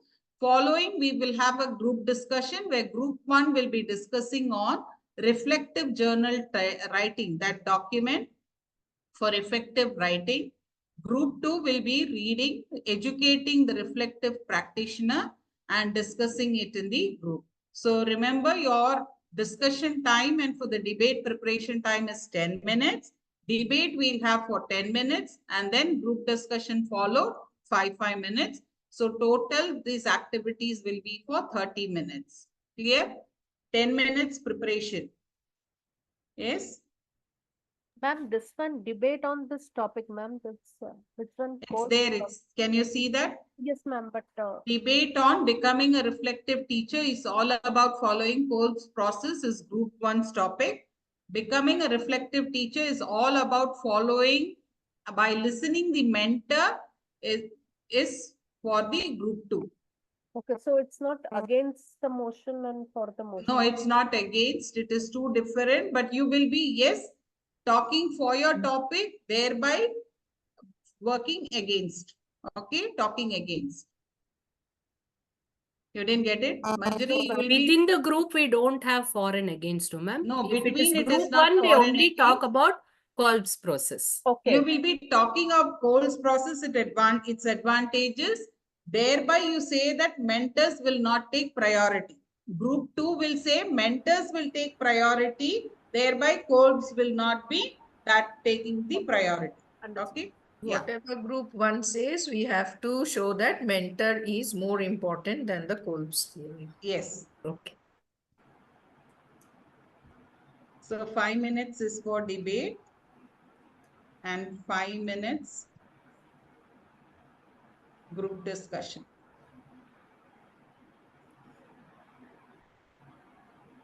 I'm just opening the rooms again.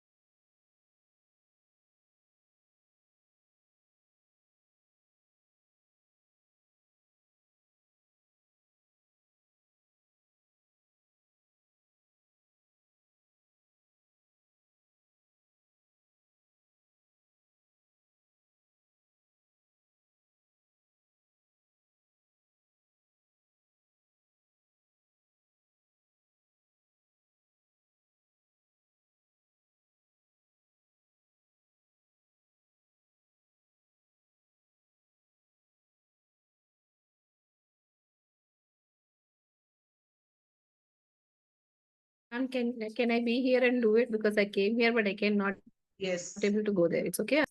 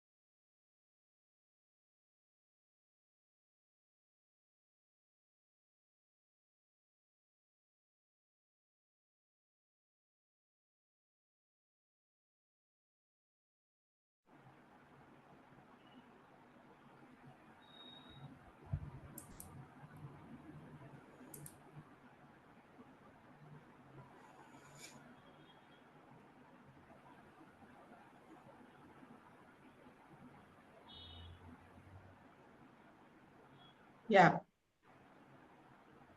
Can we start debate? Okay. So first, let me ask group 1 to present the points. Group 1 to present the points. Group 2, you will be only presenting points. Then you will have your debate session. Group 1. Veena ma'am, will you share? Oh,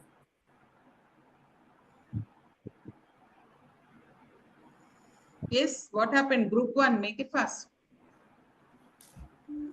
Veena ma'am is not here. ma'am, I'll share. I'm trying to share. Yeah. Okay. Ma'am. No, your debate points you're sharing. Yes, ma'am. No, I want you to talk. Please don't share. Okay. Wow, you're revealing the secret first itself.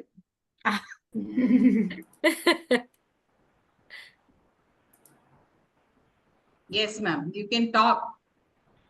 Yes, ma'am. So I would like to start the debate with the first point, Kolb's theory. By using this Kolb's theory, we can be a reflective teacher because the first point states that it will include the active participation of the children. It will include the hands-on because hands-on experience we will involve the children in, wherein they will have the interaction with the materials. They will touch, they will listen, and they will learn more. And ma'am, and according to this, the teachers are the ownership of their professional development. So we can reflect our own experiences and conceptualize the new strategies and experiment with the new approaches and also analyze their effectiveness. Yes, ma'am. Kolb cycle of Theory experiential encourages. learning has 4 stages basically. These 4 stages are transformative stages, and a transformation can happen only when we experience something and we reflect that there should be a change.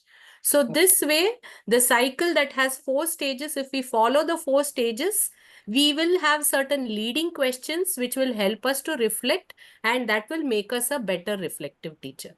Yes, These are all according to about connecting cycle. ideas, 1 ma'am. minute. Let Kushi say, no? Whoever is saying, let Kushi say. Yeah, ma'am.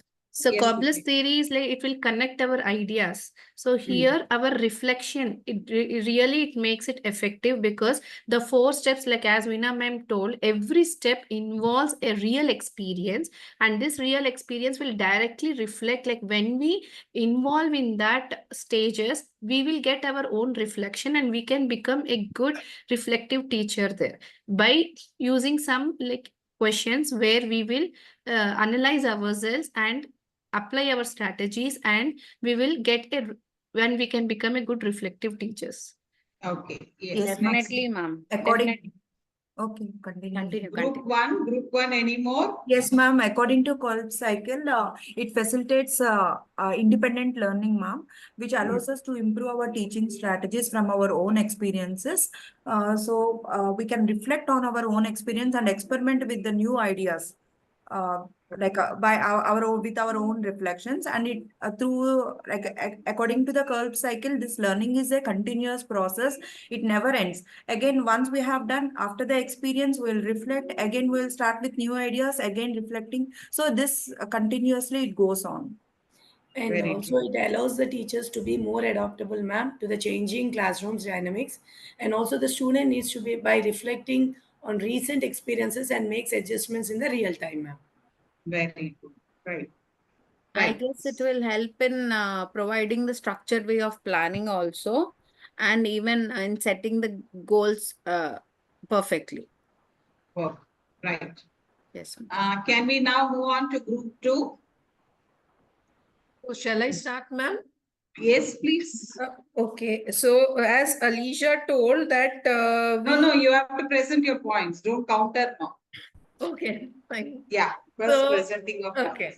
So, a mentor's role in a teacher's journey is very important because a mentor comes with the expertise on what has happened with these strategies that we have used in the classroom. So that is why we learn history, because we want to know like what happened with the strategies that we used in the past, where they failed or where they won. So a mentor's expertise comes in, and when you are failing, the mentor brings a positive environment in your process of teaching. So by giving their own expertise, and also like you may not know of your talent, the mentor shows you that this is the talent that you have in handling a particular problem in your classroom. Yes. The mentor I'll add also on a point to this. Ma'am, can Yes. I continue? I Yes. just want to add points in that. What mentor is a person, we know that he's an experienced person, and that person, the sometimes when we say that, you know, this is my weakness, but sometimes when the mentor is seeing you and working with you, they will tell about it, you know, these are not your weakness, but these are your strength. And the things which you are thinking is your strength is actually your weakness, that this is how you need to work. So the mentor actually shapes the mindset of the teacher, and then give the direct a path where they can follow and come and reach the goal. So Very this is true. Adding to Garima ma'am's 1 point. minute, ma'am. Anjali ma'am, Neelam has raised her hand. Yes, Neelam. Ma'am, I would like to add a point, like when we are planning for our lessons and when we are reflecting on our lessons. So when we know somewhere we have gone wrong and when we want to implement a new plan, since mentor is a experienced person, they can help us plan our things in a better way, which can be workable in the class. Sometimes our plan may not work in the class due to lack of experience. So that experience of the mentor will tweak and give inputs to our plans where it will be more effective. Please note in 1 or 2 points which you have liked, because remember you will have to write it in your evidence of reflection. Okay, right, Manjari ma'am? Yes, ma'am. So it is also mentor helps us to improve or enhance our skills as well as competency. And mentors also give us a regular feedback and encourages us to sometimes stay on track. Because if we get diverted, mentor is the one who can again bring us back to the track. And the next is the engaging. Also, mentor helps gives us feedback and also deeper reflection on our practices and the experiences, which may enhance our personal as well as the professional growth. Very true. Very true. Yes, Mukambika. Yes, ma'am. Mentors can help us in our journey by providing the advices, ma'am. And even by giving constructive feedback on our reflection. And even they can build confidence, and even they can decrease our stress levels. Okay. Okay. Yes, ma'am. Okay. That's it. Okay, Saujanya. Yes, ma'am. Mentor feedback helps us critically evaluate our teaching experiences and improve our effectiveness as an educator. Okay. That's it. Okay. I've Yes, saved Sharmila. points for I counter. think others, the other group, please prepare your counterpoints. Next is your countering. Yes, Sharmila. Yes, ma'am. So the mentor feedback will be specific and it is a personalized at what we will get. I'm just adding the points to what my team members said. And moreover, the mentor feedback will give us, the growth mindset, as we discussed even in the session 2. because now when we are getting the feedback from our mentor, so eventually we will become more adaptable. So our mindset will also be changed as a growth mindset and adaptable mindset. With that, we can even face the challenges. Once we come out of that mentoring and mentee thing, we need to face the criticism and the challenges, and we even need to face the own feedback from the our seniors and everybody. So here the mentor is setting the platform for that. Though whatever the feedback may be, we have to have that growth mind. The growth mindset will be eventually improved and it will set into a mature one. So that is the main advantage of having a mentor, and moreover, it will be regular. So the regular feedback or the regular feedback from the mentor can help us to improve and again implement the strategies what they are sharing with us in our own classrooms and all. So these are my points. Very. Ma'am, I have one point. Can I add it? Yes, Preeti. Ma'am, mentors, I feel like, they help building a very collaborative learning culture. This is something that I feel. Because the collaboration is between now, whenever we are discussing, we are always breaking into rooms, we are discussing our points, and it is very interactive. So that is how it is. And that is through experienced professionals, like we are now seeing, like, because without mentoring, that won't happen and we may get off track. So I see you always, like, giving us guidelines. This is what you have to do. This is how. So those are very important because, mentor will have that idea about how to train the mentee and how we are to go through that particular, so that we get we can manage our time, and we can speak, and we can sort information properly. So a culture of shared learning happens very well during our class, and that is possible only with the help of a mentor. Okay. Okay, Garima, I'll put a pause there. Yes, the other group, one, now it's time for your Yeah. counter. Yes, Revati. Ma'am, I feel in this there is independence, ma'am. Okay. Yeah, there is independence first and foremost point, because when there is independence, you become a self-learner. You can be more independent actually, ma'am. That is the one point I want to share. Very good. Yes. Yes. Yeah, it helps in Yes, Alicia. self-regulated learning. 1 minute, ma'am. Alicia. Yes, Alicia. Yes, ma'am. I want to counter for the strategies of the mentor. That I agree that it is quite a point that we do take the strategies from the mentor. But by following the Kolb's theory, the point is the students are of various kinds. So the students the mentors have seen and the students in my class might be different. And in the observation stage, it is as an educator, it is my call to change the methodology. Sometimes we will have a situation like where immediately we have to change the methodology. With the feedback and all, we would have planned something else big. But coming to the class, it's always me.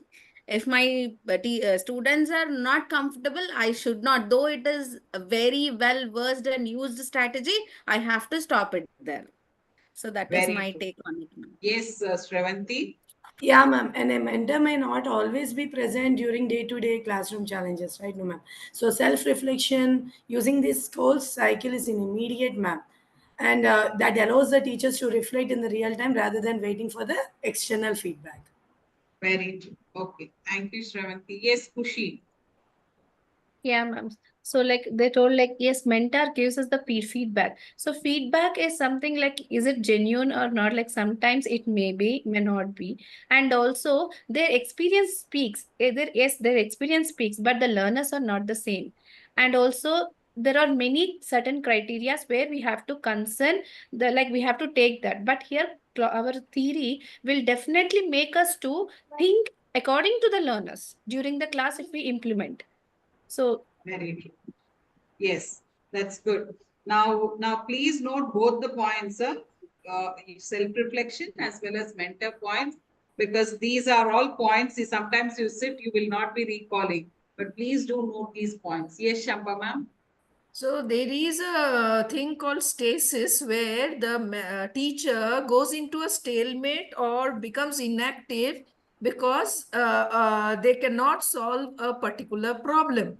So in this state of stasis, then where should the teacher go? So the teacher can only go to the mentor, and though they are independent, they need some assistance to break the stalemate and again become active for their process. That's a wonderful point, ma'am. Thank you. Yes, Neelam. Yes, ma'am. And the question is independence. Now, sometimes when we are independent, we tend to procrastinate, and there might be a tendency of stagnant ideas. So, we may not be having a greater perspective of our ideas. We will think that what we thought is the right one. So, in that case, we need a mentor to tell us, no, this is not, it may not work out of my experience. This is how. And whenever a mentor gives a feedback, the feedback is always with a reason. It will not be biased and with a reason. So we mentor feedback, it may not be biased when it comes with a reason of why this did not work out and how you should do it and why you should do it. So mentor feedback and mentor intervention is important. Very true. Yes, ma'am. Manjari, ma'am. Yes, ma'am. So, ma'am, when it comes to the learners, sometimes may jump the various stages rather than following them, sequentially. So it is the mentor's duty. In fact, mentors can bring them back on the track. And the second thing, ma'am, over here, few of the critics, in fact, they have said that not all the learning is experiential. Okay, we need to have sometimes a direct instructional learning, or sometimes even theoretical understanding. Now, all the theories, whatever we are being taught in the class, now these theories also apply. So as a mentor, in fact, the theories, the mentors help us to understand where to apply the theory. So it cannot be done only by the students on their own. It is very much important for a mentor to make us understand. Now, sometimes also cultural bias also comes into the place. The Cobb's, in fact, model may not be universally applying in different, cultural context. Because over here, some cultures, in fact, value collaborative learning. They do value collaborative learning. So which may definitely not align with the experiential cycle. I'm putting a pause to group 2 here. Tehseen, ma'am, can you just shed some counter on whatever group 2 has told? Yes, ma'am. So to go with what Manjari ma'am has told, no, a mentor is very much required here. But as teachers, we just feel that Kolb cycle promotes self-directed learning, where it allows teachers to take ownership of their development and explore new ideas, isn't it? So if we completely and wholly depend on the opinions of our mentors, then there is less chances for us to develop ourselves as we completely depend upon their opinion. And also the Kolb cycles emphasis on experimentation and reflection, which helps teachers develop at critical thinking and problem solving skills. So it's not that always we are just going to the mentors and depending upon their opinion and then improvising ourselves. I just don't agree with this. See, I disagree with you, Rafia ma'am. In fact, what I feel that without mentors' intervention, the learning cannot happen. Because see, at the end of the day, the learners require feedback. Like in our everyday day-to-day session, Sudha ma'am is a mentor. She is giving us a feedback that this is where you need to improve. This is where you're getting diverted. She's bringing back to us on track. So without the mentor's intervention, it cannot happen. I do agree that experiential learning is important and it definitely helps a learner to build up hands-on activity and active learning. But mentors' intervention is very, very much required. Ma'am, I want to put Ma'am, a here even I want to just talk. want to tell you. I want to talk. Manjari, ma'am, yeah, just a minute. I can understand. Yes, Sinduri, yes, you can go ahead. But before that, there is just a point that I would like to ask group 1. Ma'am, there are many courses, no professional courses. That's why I'm Cambridge. All of them conduct as self-paced. If mentor was so important, what is the need of self-paced courses? With the You think it's Ma'am, a clue students for are the feedback. With the internet it's a today, clue for them. Okay, yes, Sinduri. Yeah, ma'am. yes, ma'am, with the internet today, the students are telling we don't need a teacher. We get everything in the internet. Ma'am, I want to Oh, raise ma'am, you are changing groups, huh? No, Ma'am, you asked No, for the group. ma'am, Teacher as is we have here, the same discussed, logic applies to the mentor also. Ma'am, I want to give the example of ma'am, may today's I? session. 1 minute, Why Garima. mentor Yes, is- Garima. Ma'am, I want to give the example of today's session, why mentor is important. When we were there in the breakout rooms, it's not that we have not given the materials.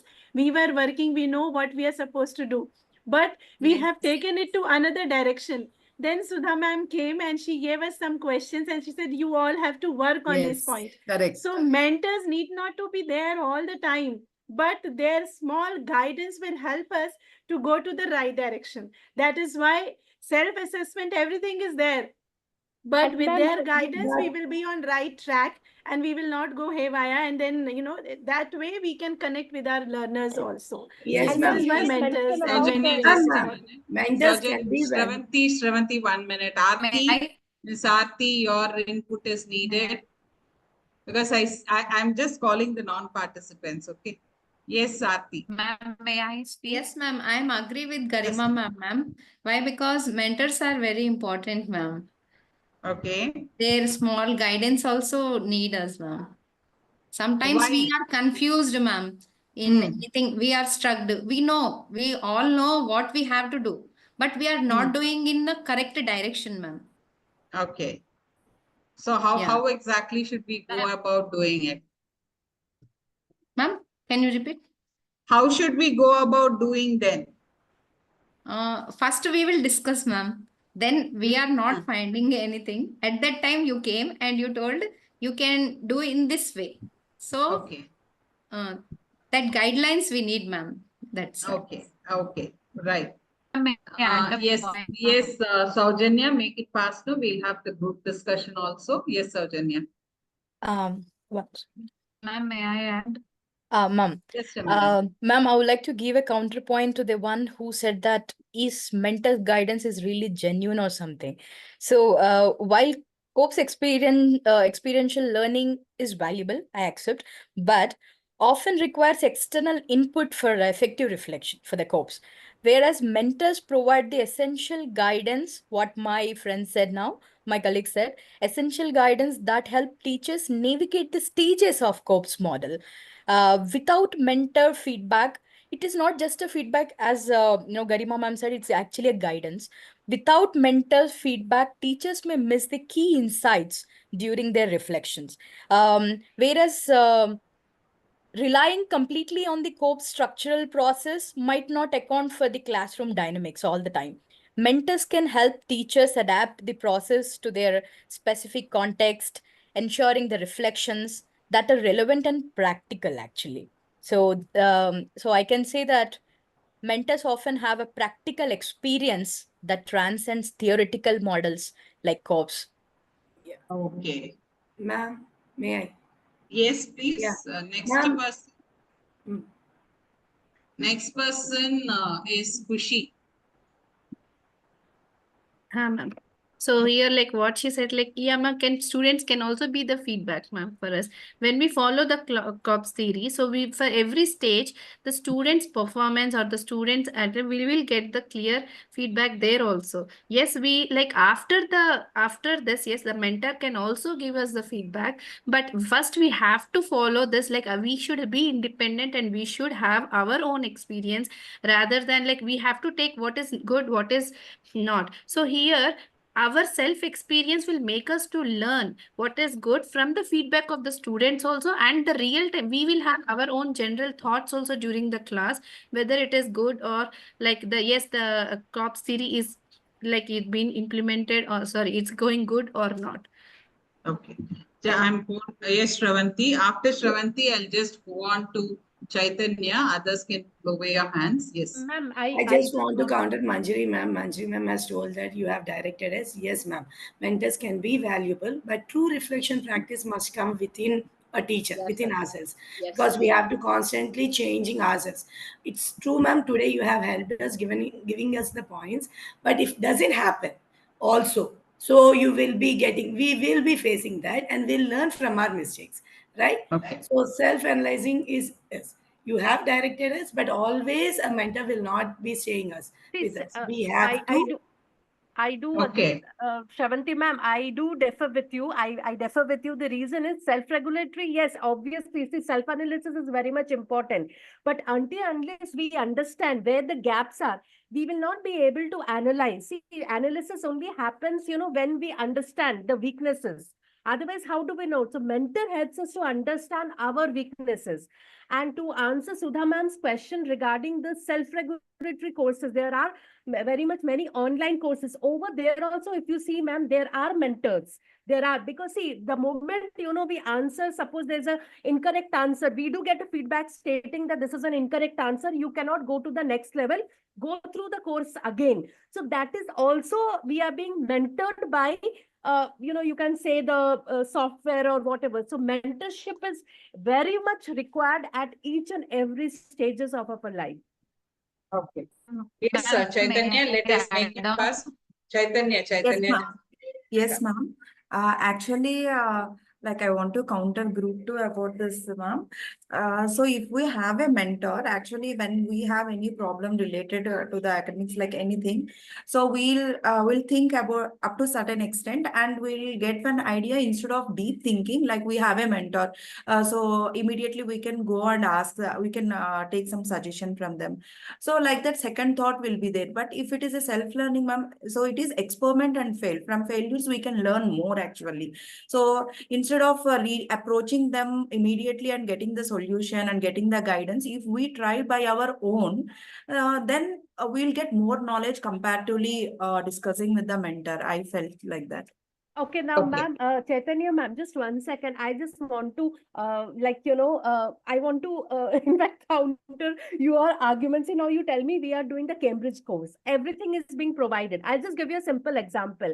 Everything is provided online. But then why are we having the classes? Why are we having the mentors over here? It can be very much, that we are being given the, material and then do it on your own. It doesn't work like this. We need mentors, so like Sudha ma'am, like Jivani ma'am, as well as Shilpa ma'am. Every time they guide us, they tell us this is how you need to go on track. Otherwise, we would have done this course on our own. And at the end of the day, we would have This is Ma'am, I so, have a ma'am. point here.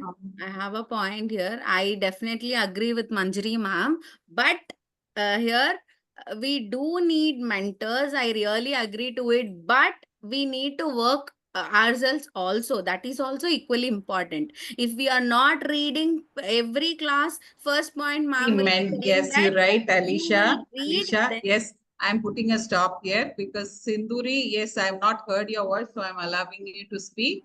Others, yes, please lower your hand. We'll go on to group discussion. Yes, Sinduri. Yes, ma'am, we are all we had a discussion about this regarding engagement and motivation, ma'am. So engagement is that active learning which can do it by ourselves. But though we do, we need a special motivation which was actually given by a mentor. Okay, that's true. That's true. See, when we talk about both are important, as Alicia said, the reason for both being important is even though the mentor can guide you and correct you, it is your duty to see that that is actually put in practice. So unless until you reflect and you agree with your mentor, the changes cannot happen. Even though you have cold cycle, when we say do, you're going to do. When you're reviewing, it is going to be your reflection as well as your mentor's reflection. And from that, you learn and apply, again follow the same cycle again for your learning. That was very nice. But remember why we gave this debate is so that these points can be noted down in your assignments. So self-reflection is as important as mentor's feedback. So when we look at mentor, we have already covered this. So it's just a quick recap. Mentor will be supportive, empathetic, encouraging, and approachable.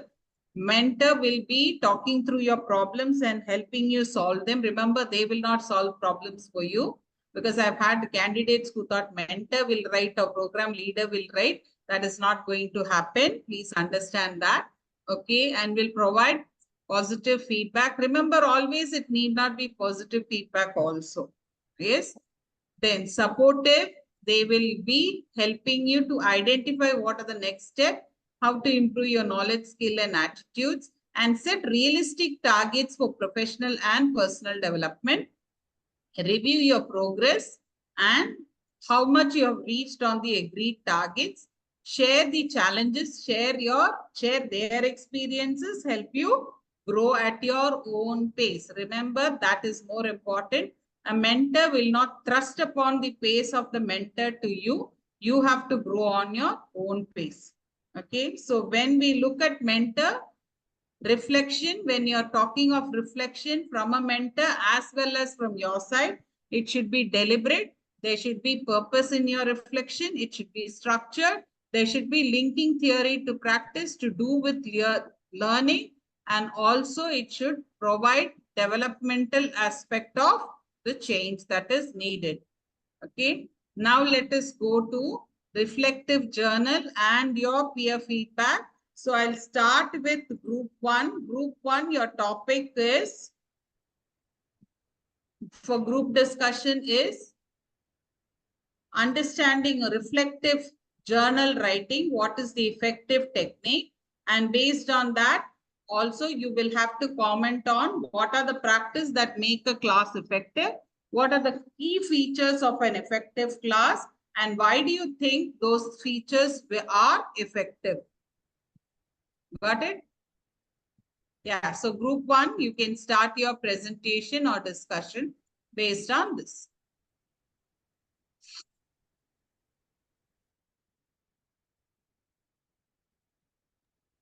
Ma'am, I would like to share one point related to this writing reflective journal. Key Yes. features are how to write. Ma'am, key features in the sense like key features, how to write the reflective journal. That's No. Reflective. These are two different aspects. So when you're writing your reflective journal is a rough draft of whatever you have seen in the class. Key features are what, now you have seen a teacher having a class. You would have seen that this is what made the class progress. This is what actually helped the teacher reach the objective that she has set. So those are the key features. So those also you will be noting down in your reflective journal. So how will you note down? When will you note down? And what will you note down? That is the question.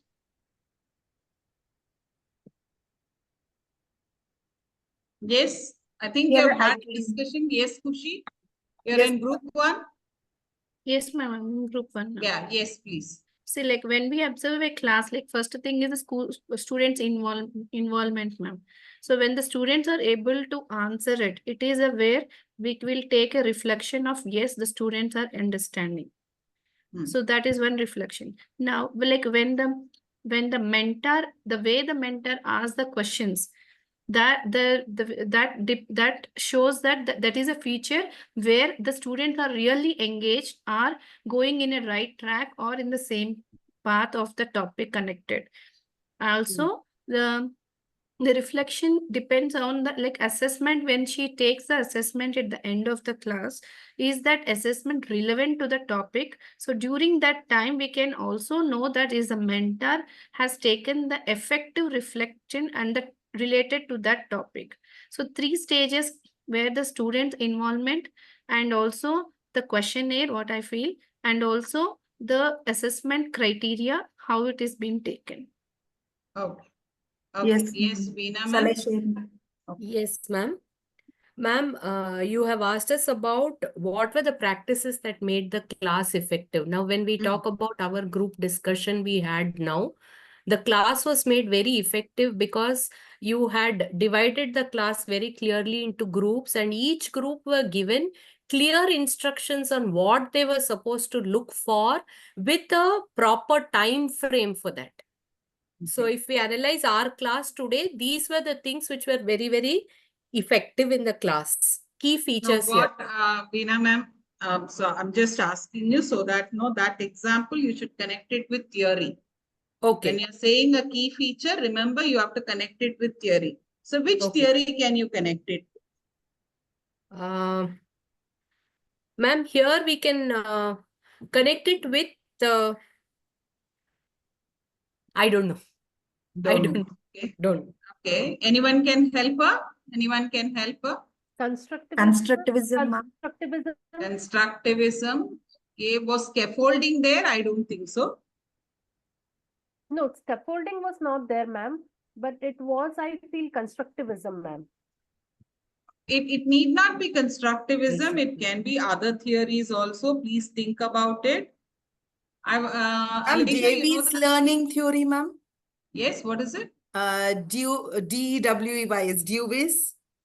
Can it go with that? Base, no. Ma'am, you're limiting your learning theories to behaviorism, cognitism, constructivism, and all that. All what we studied are theories. Okay. Now we studied about motivational theories. Okay. Yes. Motivational we studied. Then we studied about engagement also. So now this comes under motivational theory and the engagement of the class. Okay. Okay. Okay. So during the process, you can also say that there was metacognition happening because there was connectivity. Yes. Okay. Yes. Okay. So got it? How you have to write in your Connected. reflection. Okay. Okay. Yes, Okay. Chaitanya.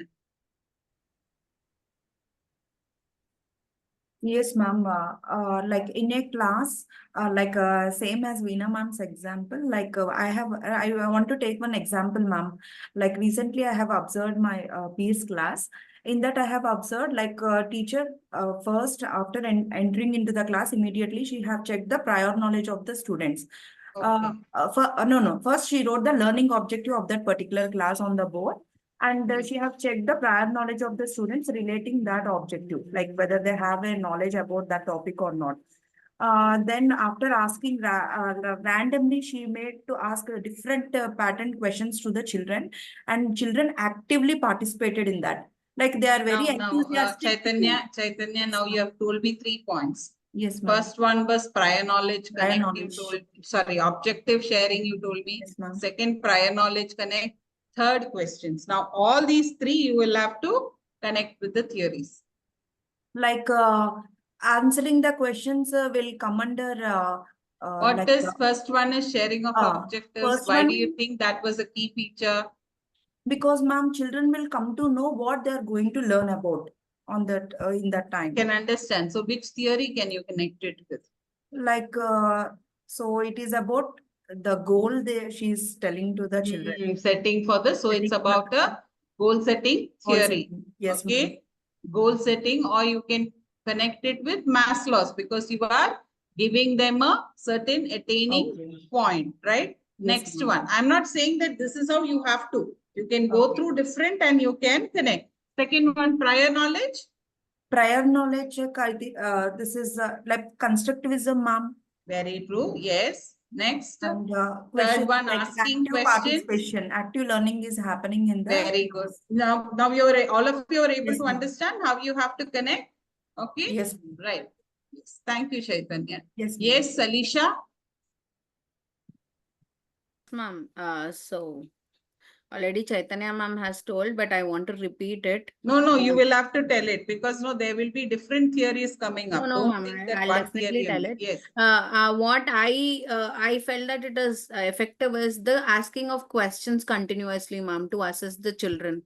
When we, as an English teacher, if I tell a topic, if I explain what is adjective, I will have to definitely know whether they have understood the concept or not. Only when they are able to give the answer, I'll be able to go to what are the types of adjectives, or what is the extension to it. So that is what the key point I have observed in the other classes also, my mentor's class, and I have liked it, how she was going through continuous questions and getting the answers to go to the next point. And I guess we can relate it to the constructivist theory or active learning, as ma'am said. Okay. Now, can we go to group 2? I want you to tell me about. Now, remember, whatever you observe from your peers class or the experienced teachers class, remember your format. Observation visit form has 2 parts. Okay. The first part, you will be writing about what you actually observed in the class. Okay. The first component, if you download the format, you can download the format from the Cambridge Help website, Help part.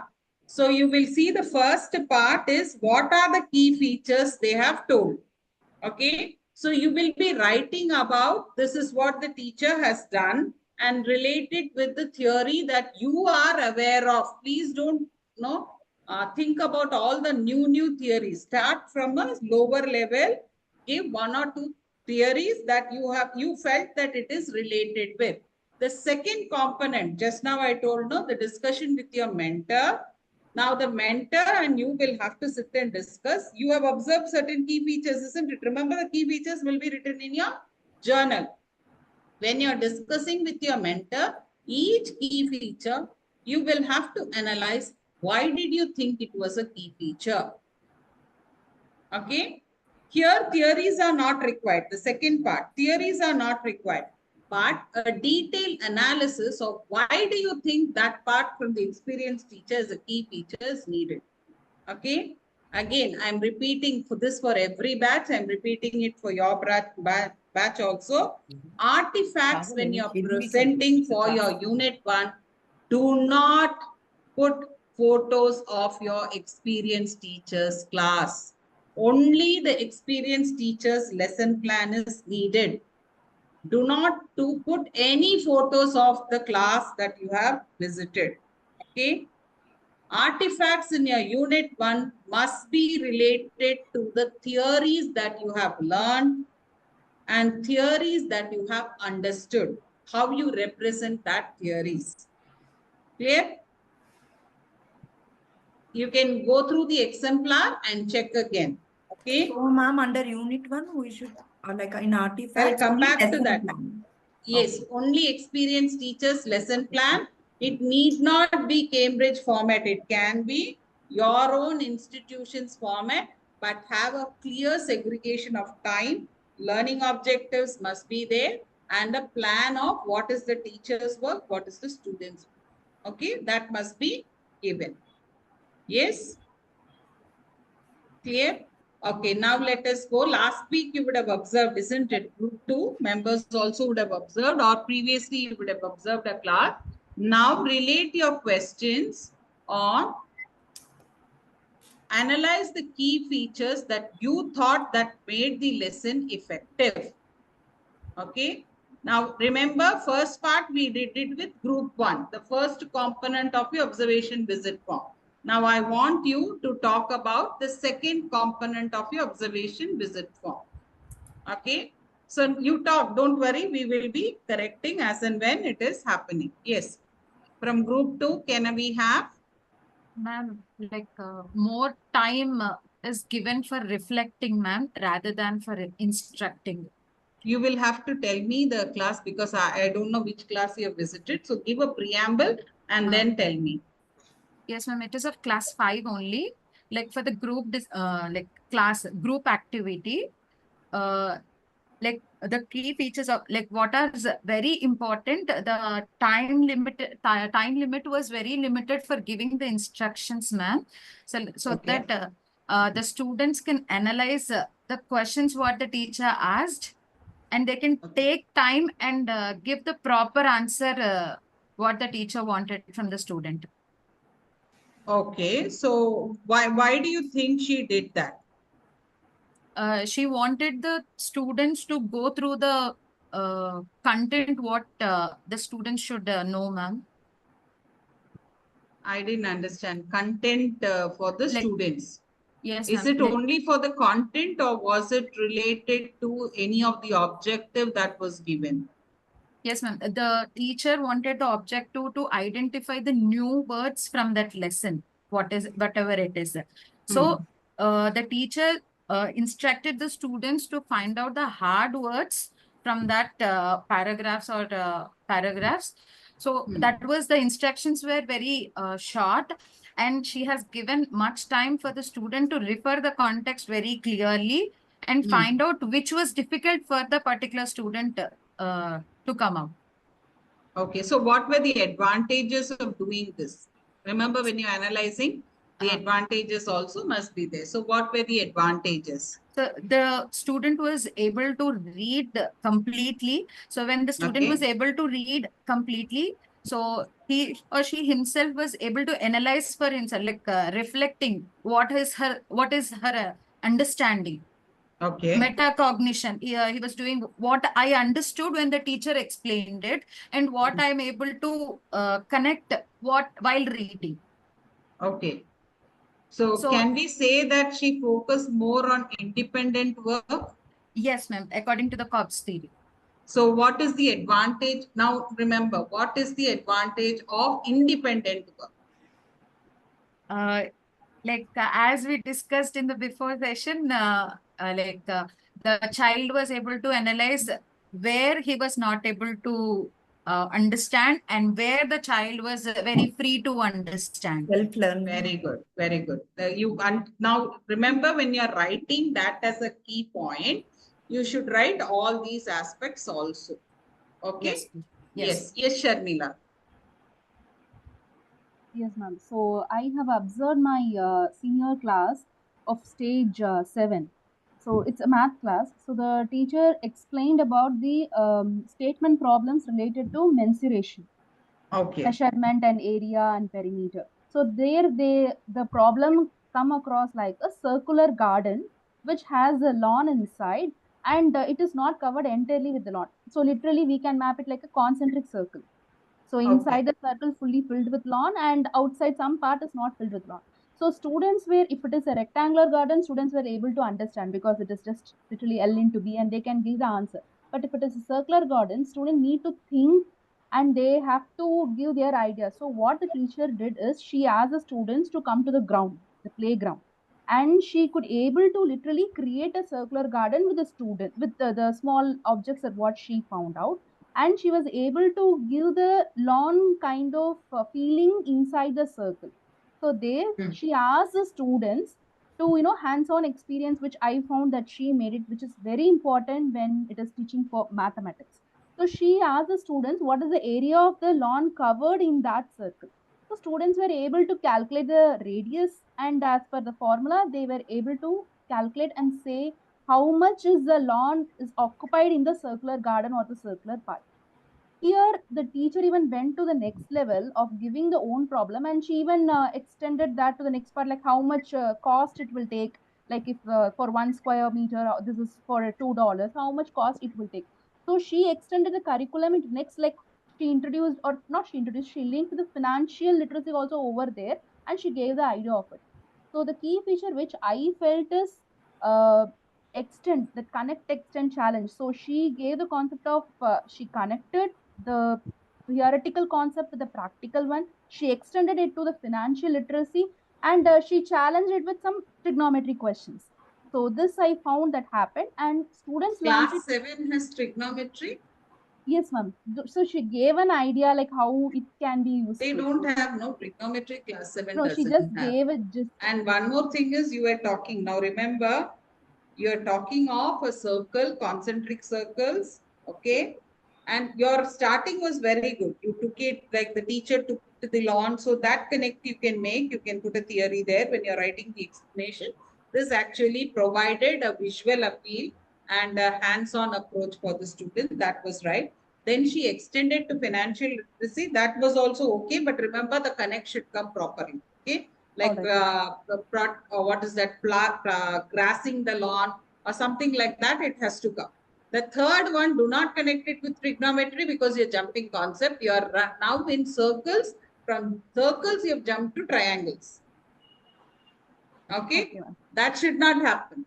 Okay? For that stage, you need to see, ma'am? Yeah, you have, and your stage, now you're in, if it's Cambridge will be stage 8 or CBSE stage 7. So when you're saying class 7, do not bring trigonometry because trigonometry is not advisable in the lower segment. Okay, you can talk only about these two, and you can bring on visual approach, as you rightly said. Then there you can bring about the gold cycle. If, like you said, the initial point, if it was done in the class, the student will not be able to bring the connectivity, and right there, which I have experienced. So now, as when I observe the teacher, got it, you will have to present it in that. Now I have an idea why these students were able to do, because the teacher brought to the ground. There was a visual approach to mathematics that was provided, and the students were able to work out on those particular problems. Yes. So your analysis should go to the level that how it is when it's compared to your class, and what advantage you have learned from that particular class. Okay. Advantage of using that method, what you have learned from that, And how your mentor helped. Remember, when you are now, this is one you have observed. Sometimes mentor will give you an input saying that, see, in that particular class, you saw that, isn't it? Now saw how the students were doing. Students were involved in the work. Students felt, no, that was very interesting. So that also, so now the mentor added that there is a curiosity part also that can be catered to when we conduct classes like this. You got it, Sharmila? Okay. Yes, Mookampika. Others are able to understand because now I feel it's becoming heavy. All of you are, or is it because it's 12:30? Just give me 5 to 10 minutes because this part is more important because you have to write and submit. Yes, Mookampika.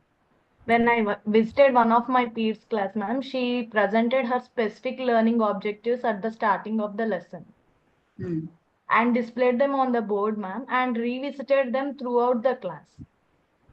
Wow. Okay. And even she was very clear in her learning objectives, which helped the students to understand and focus of the lesson and what is expected out of them.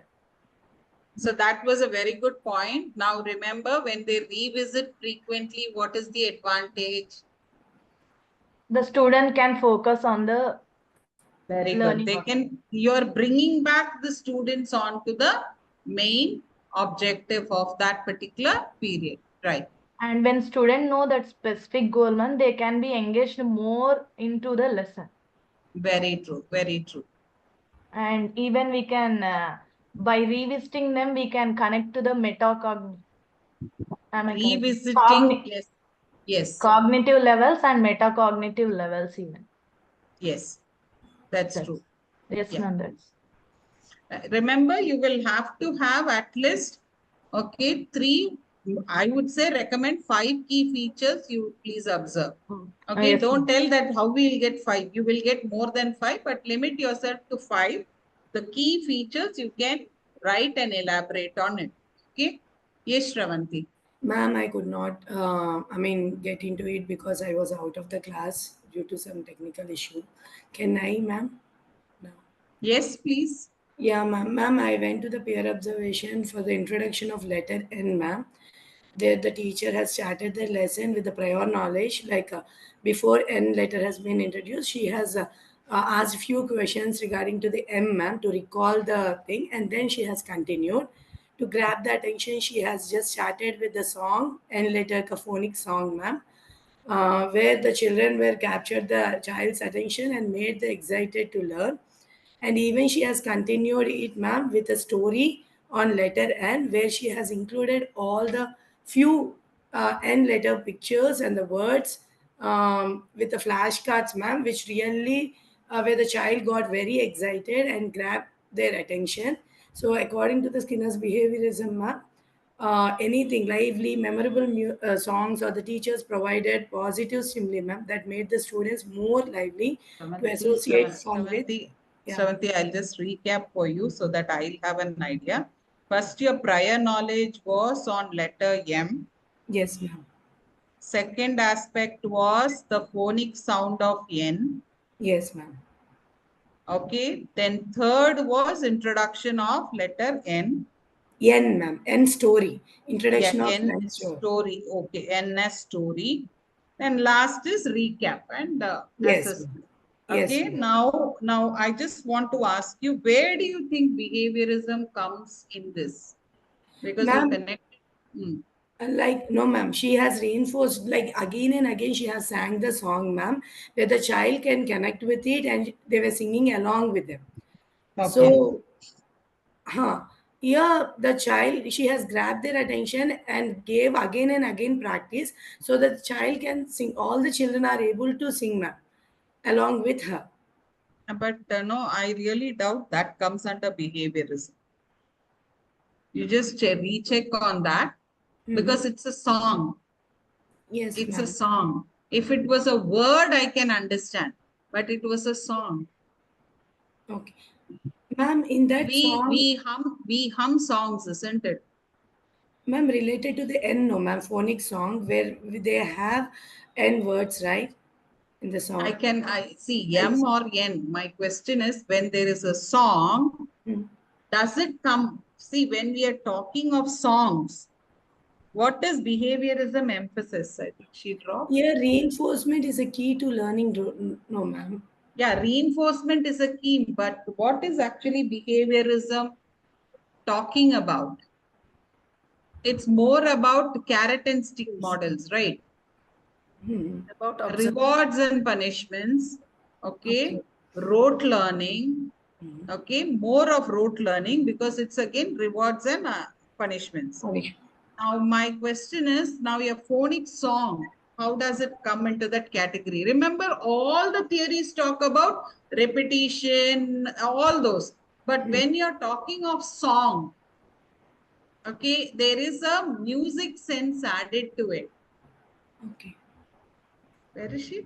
Yeah, ma'am, here. I'm not able to see. Ma'am, I'm here. Okay, yeah, got it. Yeah. So when music sense is added, it will not be coming under behaviorism. It will be coming under cognitivism or construct. Cognitivism, yeah. It depends. See, if you're calling it from another, this one, previously song and no, they have, what you call it as, no, modified the words and tune the same, that comes under cognitivism because it's a recall part of it. Otherwise, it's constructivism because no, it's a rhythm and the students enjoy it. So when enjoyment comes, okay, it comes with the positive mindset, humanistic theory, where no emotions are connected. So socialism, social learning, because it's a group learning. So these are going to come into place. Now we said prior knowledge, remember prior knowledge, why is it important for connecting prior knowledge to the current learning? Like for the continuation, the child has to know, like continuation of the lesson, no, ma'am. Is it that? Is it that you think? What? See, think about alphabet N. Think about alphabet N.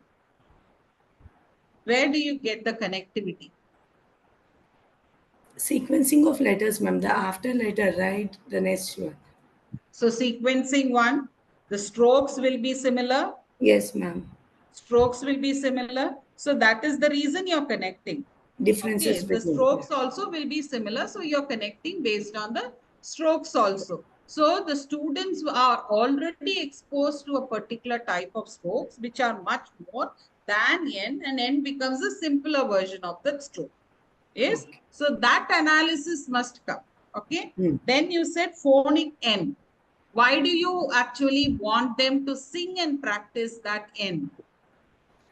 Ma'am, actually, children mostly of PP1, they enjoy, they learn by these way, right? So instead of going with an passive of teaching this and right and no, so there will be different types of children where children have learning through audio, kinesthetic learners, some will be of That is what I wanted to ask you, Shravanti. multi-sensory You approach, sit ma'am. and Like, ask them to sing a song, or you stand and ask them to sing a song with actions. yes, yes. Visual So when you are standing with actions, what happens? Because they are, the age group is related to more movement type learning, because that age group, we say that they have to move to learn. So they are almost 100% kinesthetic learners. Yes. Okay. So there you have to make them move. So that is the reason you used phonic. You understand, just connecting why the teacher has done it. Okay. Yeah.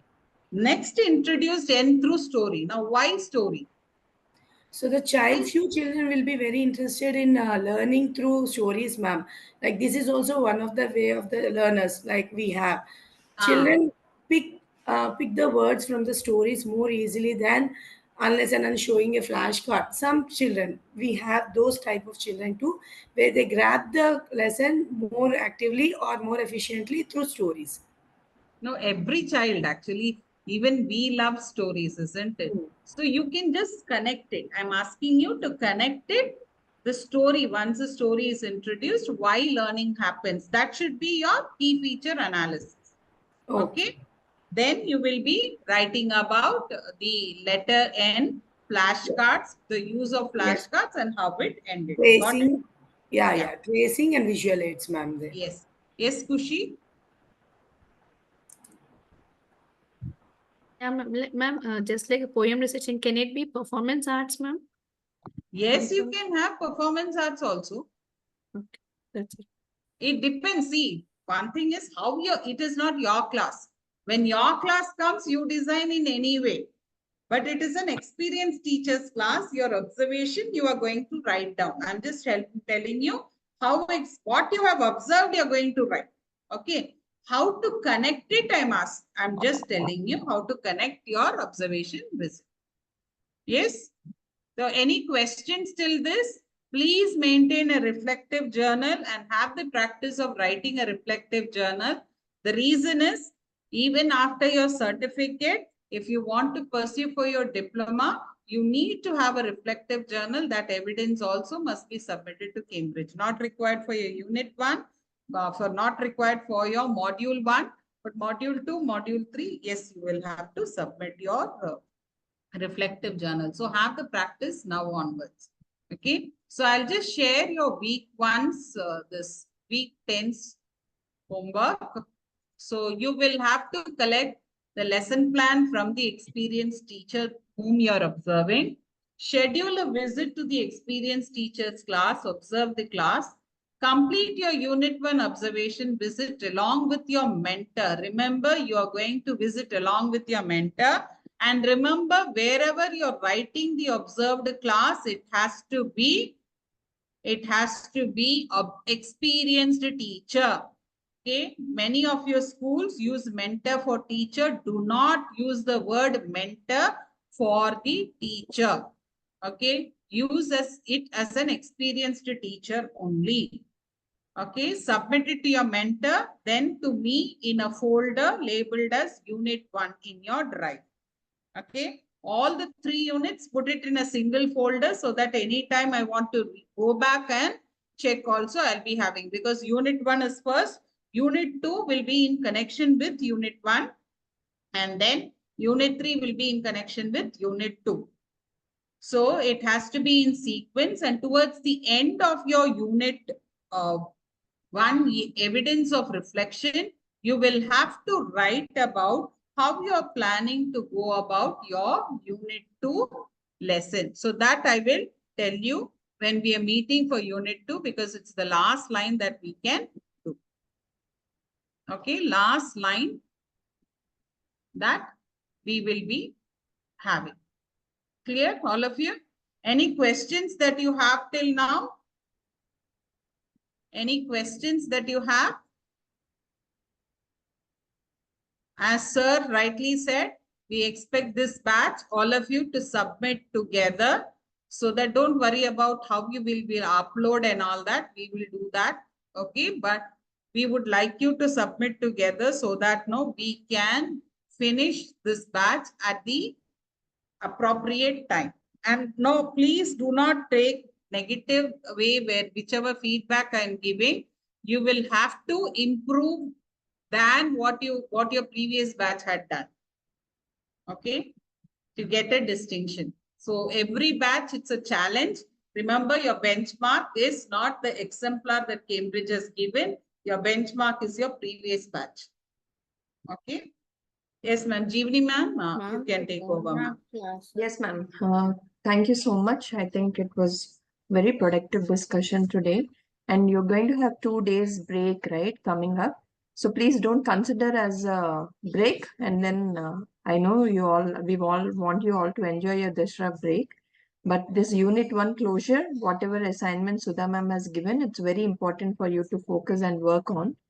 So please do come back with something productive. So we will strictly stick on to our timelines which we have given, and then most of the assignments must be uploaded in the month of March. Hope you're all gearing up only for that, right? So now regarding the video recordings, I think there is some technical glitch with the FIS. We are working on it, and Sai has worked on a small video on how you will have to log in and then check your video recordings. We shall post it in the group. Please log in using the link and then check the recordings. Clear? So if it is working, please give a thumbs up in the group. That's more than enough. Thank you so much. Sai, please post the video in the group. Yes, ma'am. Sinduri, you Sinduri? Yes, Sinduri. You're on mute. You're on mute. Yes, ma'am. So this should be written after observing experienced teacher Your class. EOL first. I've given in the same sequence. EOL is first. Remember the first 3 weeks. LOA, B, C is EOL. After that, your experienced teacher's lesson you take. Inform her that you're coming to the class with your mentor. Observe, complete your observation visit form, and then your EOR. And please do submit only Word documents. You send me PDF, I can't do any correction. It will go up and down, up and down. Send Word documents. Template also as such. I'll give a go ahead. Then you can convert your experienced teacher's plan and your observation form into PDF later. Okay? Yeah. Okay. Yeah. Thank you. Right now exams are going on, like only for 2 days the school will work and Yeah, your 2 weeks time will be till that also I checked. Okay. yes, ma'am. So 14th and 15th or somewhere it's reopening. Now itself plan which teacher's plan you're going to see. Get the lesson plan. You have time 15, 16, 17, 18 and 19th also if it's a working day. So you can utilize any of those days to observe. Okay. Right. In the portal, there are certain templates that that I've downloaded. Can I share it and show to you? Like, should we Unit 1 template only you will have to take. That is observation visit form. Yes, ma'am. Yeah. Observation visit form you take. The other templates, please take it because I'm not sharing it, because if you're going to upload it in the month of March, then by January again you have to check the templates because it will come with 2025. So now it is 2024. Okay, templates have the label towards the end. Footer will be 2024. So January, we will have to January or February, they'll give us time to download the new templates. And then we have to again paste it in the new template and upload. Okay. This has been given in that we will not follow this. Which one? I have shared it, ma'am. This is a checklist, ma'am. This is a checklist. This is checklist, Shampa ma'am. Okay, ma'am. This is not the one. This is towards the end you will be doing. Okay, ma'am. Okay, last before uploading, this checklist you will be doing. Ma'am, just a request. I request all of you, please take time and give the feedback. I know most of you are doing it, but few of you are missing on it. So just make sure by Monday evening or once the class is done, just take 2 minutes to complete the feedback. Because again, we will get ahead with other tasks, right? Yes. Thank you. Ma'am, and we resume to next 2 weeks is a break, ma'am. Yes. So 20th will be 20th of October. October, yes, ma'am. 20th of October is our next class. Session. Yeah, by this next class, ma'am, whatever assignments you're giving, I think they will have to get back on this to you. Yes. Because in our previous batches, what we have seen is till this date, everybody would be in the perfect pace. When there is a break and we move on to unit 2, that's when we have observed that there is, few of us, because of other challenges, we'll not prioritize this and it's difficult to keep up the pace later on. That's the only The problem is you will forget whatever is to be done. Yeah. After your unit 2 completes, it's like running off. Unit 3 finishes up very fast and you will find it very difficult to recap on what happened on unit 1 and get your things straight. So that's the reason we are asking it to finish parallel. Okay. Yeah. So happy Dashera to all of you. Happy. Thank you, ma'am. Happy Dashera, everyone. Happy Dasara to all. Happy Dashera and wish you good luck. Wish you the same. Thank you. Thank you. Thank you. Thank you. Happy Dasha. Thank you.